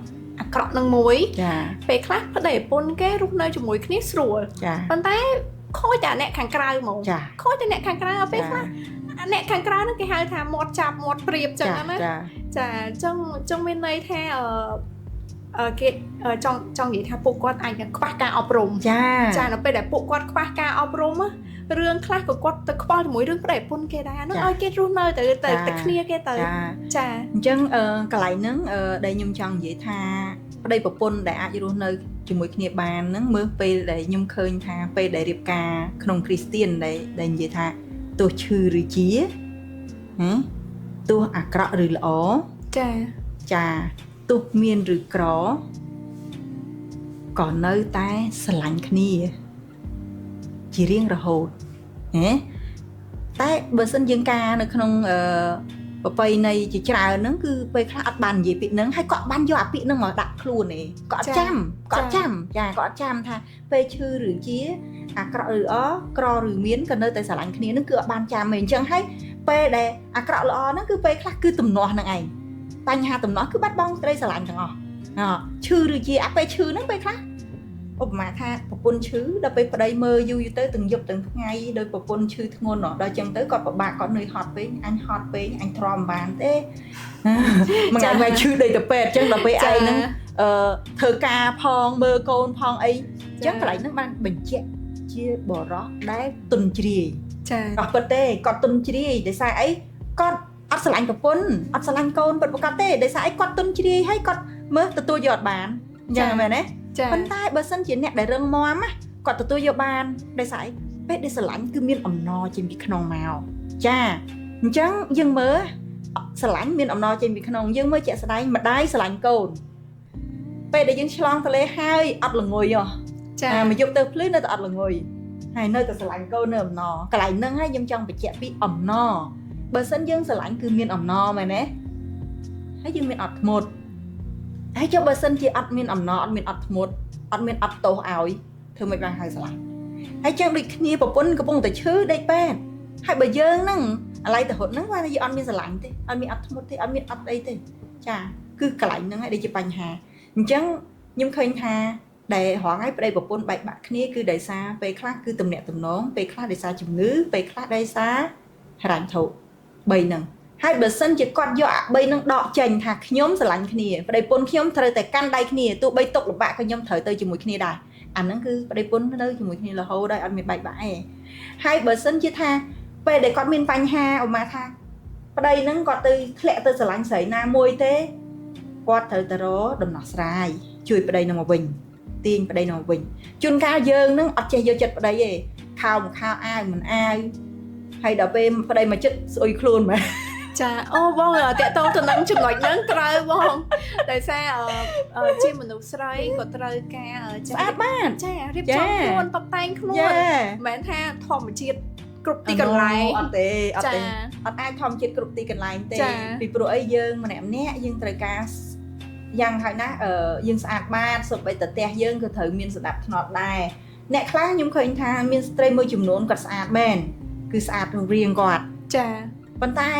ហើយគាត់ចូលចិត្ត brand ចូលចិត្តស្លៀកពាក់ lifestyle ដើរខាងក្រៅអីប៉ុន្តែបើទៅមើលផ្ទះគាត់គឺអត់ចេះរៀបចំទេអត់ស្ដាប់ធ្នាប់នៅក្នុងផ្ទះទេចាហើយអញ្ចឹងបើសិនជាគាត់អត់ស្ដាប់ធ្នាប់អញ្ចឹងហើយដល់ពេលមានកូនមកគាត់មិនបរៀនកូនបានចាកន្លែងហ្នឹងជាចំណុចដែលខ្ញុំឲ្យបរោះហ្នឹងមុននឹងរៀបការគាត់ត្រូវមើលថាស្ត្រីណាដែលស័ក្តិសមនឹងជាភរិយាល្អរបស់គាត់ដែរចាកុំឲ្យមើលឃើញតែស្អាតពេកចាបងចឹងមិនស្អាតពេកស្អាតប៉ុន្តែកុំស្អាតពេកហើយស្ត្រីក៏ចឹងដែររើសបរោះក៏កុំរកដែលអ្នកដែលសង្ហាពេកអ្នកដែលប្រកែពេកចេះពេកទៅពេកទៅយើងមានការពិបាកហើយអញ្ចឹងយើងមើលទៅថាតើអាចរើសរបៀបម៉េចដែលអាចយើងទទួលយកបានឧបមាថាបើគាត់អត់ចេះគក់ខោអាវទេយើងជាអ្នកចេះអញ្ចឹងយើងត្រូវរៀបចំឲ្យគាត់មែនទេចាអានោះមិនថាដូចយើងបំពេញឲ្យគ្នាចាគាត់ខ្វះអីយើងបំពេញអញ្ចឹងនៅតអញ្ចឹងចាដូចចាស់គេថាមុននឹងទៅដល់ប្រពន្ធកុំភ្លេចទៅមើលផ្ទះគេផងចាត្រូវមើលចក្រានបាយផ្ទះគេផងហ្នឹងហើយត្រូវហើយចាអាហ្នឹងជារឿងត្រឹមត្រូវតែសម័យឥឡូវនេះខ្ញុំឃើញថាក្មេងស្រីជាច្រើនអត់ចេះម្ហូបអត់ចេះចានឆ្នាំងបាយផ្ទះទេចេះតែធ្វើខ្លួនភាគច្រើនចាក្មេងស្រីជាច្រើនដល់ថ្ងៃគឺពេលខ្លះសម័យថ្មីនេះគឺរពលនឹងការងារច្រើនចាគាត់បំពេញការងារលុយច្រើនប៉ុន្តែខ្ញុំឃើញថាពាក្យថាបំណិនជីវិតណាចាខ្ញុំឆ្លងកាត់ពេលដែលខ្ញុំមើលខ្ញុំកើតនៅខេត្តកំពង់ធំហើយខ្ញុំមកនៅភ្នំពេញជាមួយអ៊ំខ្ញុំ7ឆ្នាំដែរហើយអញ្ចឹងពេលហ្នឹងខ្ញុំចេះជួយមើលការខុសត្រូវក្នុងផ្ទះអីចឹងអ៊ំខ្ញុំបន្ទាប់ពីខ្ញុំមកនៅជាមួយម៉ាក់ប៉ាខ្ញុំពេលហ្នឹងម៉ាក់ប៉ាខ្ញុំមូពីខេត្តមកនៅភ្នំពេញហើយអញ្ចឹងទៅខ្ញុំមានអ្នកបម្រើចាអញ្ចឹងមានអ្នកបម្រើខ្ញុំបោសផ្ទះខ្ញុំមិនដែរបោសគក់ខៅក៏ដែរគក់អ៊ុតក៏ដែរអ៊ុតធ្វើម្ហូបក៏ដែរធ្វើទាំងអស់ខ្ញុំដឹងថាព្រលឹមឡើងខ្ញុំស្លៀកពាក់ទៅធ្វើការចេញធ្វើការមកផ្ទះញ៉ាំបាយហើយទៅធ្វើការតែប៉ុណ្្នឹងមានបាយញ៉ាំរហូតចាមានបាយញ៉ាំសូម្បីតែកូនខ្ញុំក៏ខ្ញុំមិនសូវបានមានពេលមើលកូនដែរចាជាចំណុចមួយដែលខ្ញុំ challenge ពេលណាពេលដែលម៉ាក់ប៉ាខ្ញុំហើយនឹងខ្ញុំត្រូវបែកផ្ទះពេលដែលបែកផ្ទះអ្វីៗខ្ញុំត្រូវធ្វើខ្លួនឯងទាំងអស់ពេលហ្នឹងហើយដែលយើងពិបាកបានន័យថាយើងអត់ដែរធ្វើយើងមកធ្វើវិញអញ្ចឹងជាចំណុចពិសេសដែលខ្ញុំចង់លើកទឹកចិត្តដល់ស្ត្រីគ្រប់រូបឲ្យចេះបាយទឹកចានឆ្នាំងផ្ទះសម្បែងហ្នឹងត្រូវតែចេះទោះបីការងាររវល់ខាងណាយើងត្រូវតែបែងចែកពេលវេលាហ្នឹងពីព្រោះអីយើងមិនមែនមានរហូតក៏មិនក្ររហូតដែរត្រូវតែចងចាំកន្លែងហ្នឹងថាមិនមែនមានរហូតក៏មិនក្ររហូតហើយមួយទៀតពេលខ្លះខ្ញុំមាន មានបងស្រីម្នាក់ដែលគាត់មានលុយប៉ុន្តែពេលកូវីដបញ្ហាកើតឡើងយើងសម័យមើលកូវីដមានណាដឹងមុនចាអញ្ចឹងពេលដែលកូវីដមកអ្នកបម្រើអត់មានទាំងអស់ធ្លាប់មានអ្នកបម្រើជាង10នាក់រហូតដល់ម្នាក់ក៏អត់មានដែរអញ្ចឹងខ្លួនឯងនឹងចូលទៅជាក្រានបាយធ្វើម្ហូបបតាមើលម្ដាយឈឺផងបែរណាអាជីវកម្មផងគ្រប់បែបយ៉ាងគាត់មិនគាត់ថាគាត់ពិបាកខ្លាំងណាស់គាត់ stress ចង់ឈួតតែបើសិនជាយើងត្រឡប់យើងចេះធ្វើពីដំបូងមកយើងអត់មាន stress ចង់ឈួតចឹងទេពីព្រោះយើងអាចធ្វើបានកន្លែងហ្នឹងជារឿងសំខាន់គេហៅថាបំណិនជីវិតយើងត្រូវតែរៀនត្រូវតែចេះយើងដឹងថាយើងជាស្ត្រីយើងត្រូវចេះការងារទាំងអស់ហ្នឹងចាហើយបរិសុទ្ធក៏ចឹងដែរគាត់ជាបរិសុទ្ធគាត់ត្រូវដឹងថាគាត់មានតួនាទីត្រូវធ្វើអីឪពុកធ្វើអីគាត់ត្រូវតែដឹងបើគាត់អត់ដឹងទេគាត់មិនបាច់រៀបការទេចានៅម្នាក់ឯងទៅកុំឲ្យធ្វើជាឪពុកមែនទេចាត្រូវចាកុំឲ្យធ្វើជាឪពុកចាហ្នឹងហើយបរិសុទ្ធខ្លះពេលខ្លះបើសិនជាបរិសុទ្ធដែលអាចចេះជួយការងារផ្ទះបានណាអាហ្នឹងក៏អាចជួយសម្រួលទុក្ខលំបាករបស់ភរិយាគាត់បានច្រើនដែរកន្លែងហ្នឹងសម្រាប់ខ្ញុំឃើញថាមានសូម្បីប្តីខ្ញុំគាត់ជួយខ្ញុំការងារផ្ទះចាយើងត្រូវដឹងថាដូចដៃឆ្វេងដៃស្ដាំអញ្ចឹងយើងត្រូវតែចេះមានជួយគ្នាទៅវិញទៅមកវាមានតែងតែយើងម្នាក់អត់មាន perfect ទេដូចនៅក្នុងផ្ទះអញ្ចឹងជួនកាលដូចថាយើងមានកូនអញ្ចឹងជួនកាលកូនក៏ដាក់កែវដាក់ចានឆ្នាំងអីញ៉ៃអញ្ចឹងទៅដល់យើងឃើញយើងជួយលើកទៅបើឥឡូវចាំតែប្រពន្ធមួយអញ្ចឹងប្រពន្ធនឹងដៃមានបានទាំងអស់ណាអញ្ចឹងជួនកាលគាត់កំពុងកក់ខោអាវហើយកូនកំពុងញ៉ាំបាយនេះចាន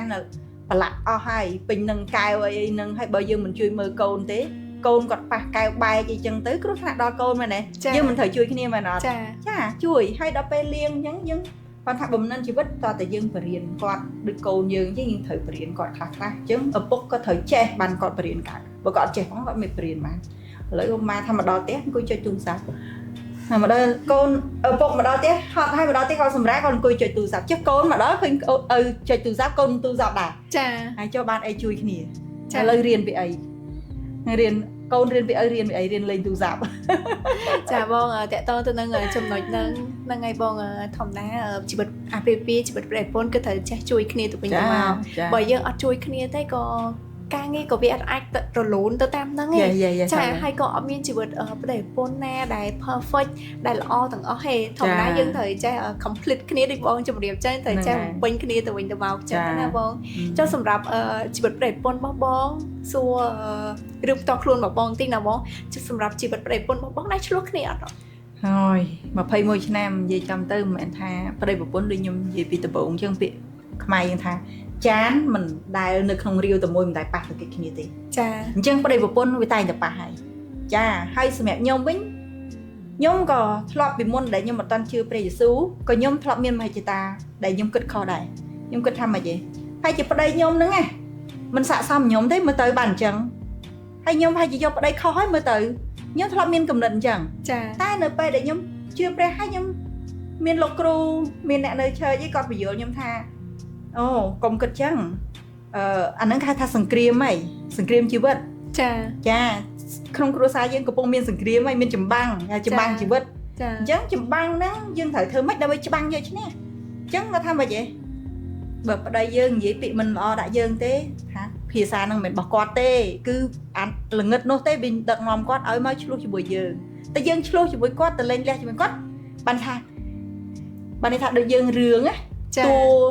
តួចំណែនឈ្នះនេះហើយតួស្លូតមែនទេតួល្អ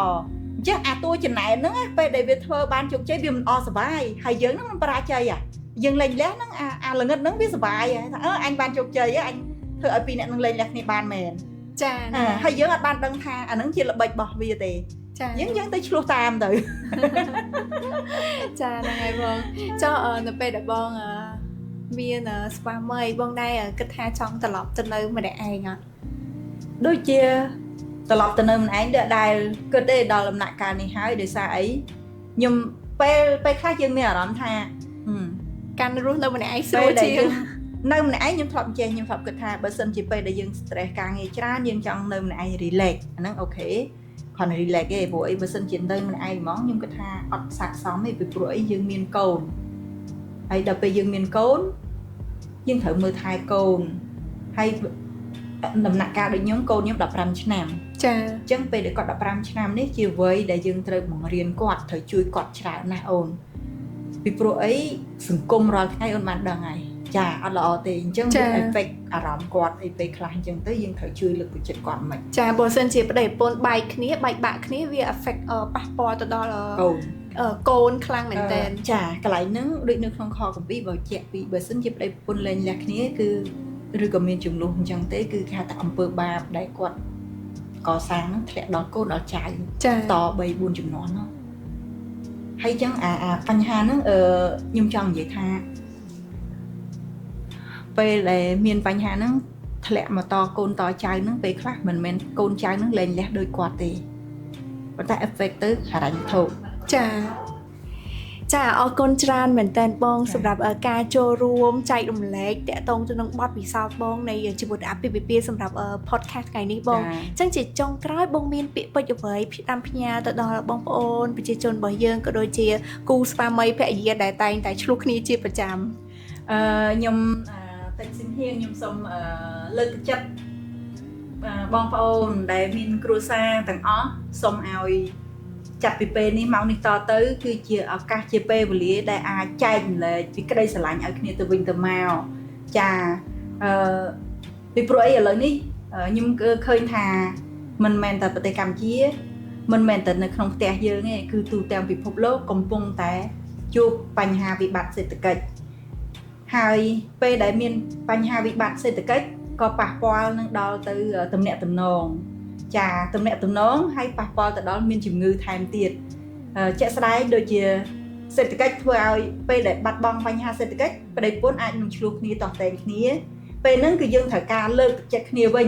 យើងអត់អាចទាស់តែងគ្នារកកំហុសថាខុសមកពីគាត់អញ្ចឹងមកពីអ្នកនេះអញ្ចឹងទេយើងត្រូវតែរកដំណោះស្រាយដែលសន្តិវិធីដែលយើងអាចថាជាប្តីប្រពន្ធដែលយើងរស់នៅ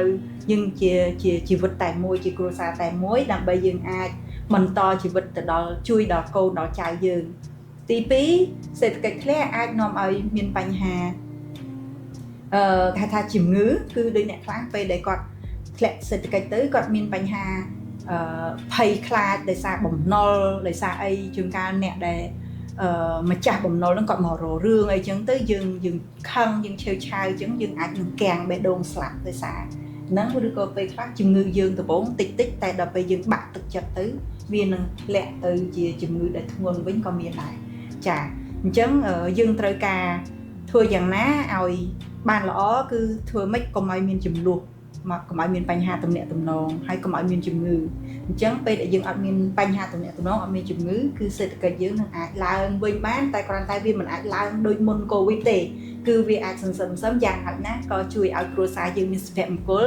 ដែលគ្រួសារយើងនឹងមានកម្លាំងដែលយើងអាចចាប់ដៃគ្នាបន្តជីវិតរស់នៅឲ្យបានល្អទៅមុខទៀតចា ចាអរគុណច្រើនមែនទែនសម្រាប់ពាក្យពេចន៍របស់បងដែលមានអត្ថន័យនិងខ្លឹមសារសម្រាប់បងប្អូនប្រជាជនរបស់យើងចាហើយក៏ជូនពរបងរកទទួលទានមានបាននិងសុខភាពល្អបងដើម្បីគ្រួសារកាន់តែមានសុភមង្គលបន្ថែមទៀតបងចាសូមព្រះទានពរអូនចាអរគុណបងប្អូនទាំងអស់គ្នាសម្រាប់ការតាមដានទស្សនា podcast កម្មវិធីចង់ប្រាប់របស់យើងសម្រាប់សប្តាហ៍នេះបងប្អូនទាំងអស់គ្នាចាជួបនាងខ្ញុំនៅសប្តាហ៍ក្រោយតាមពេលវេលានិងម៉ោងដដែលអរគុណច្រើន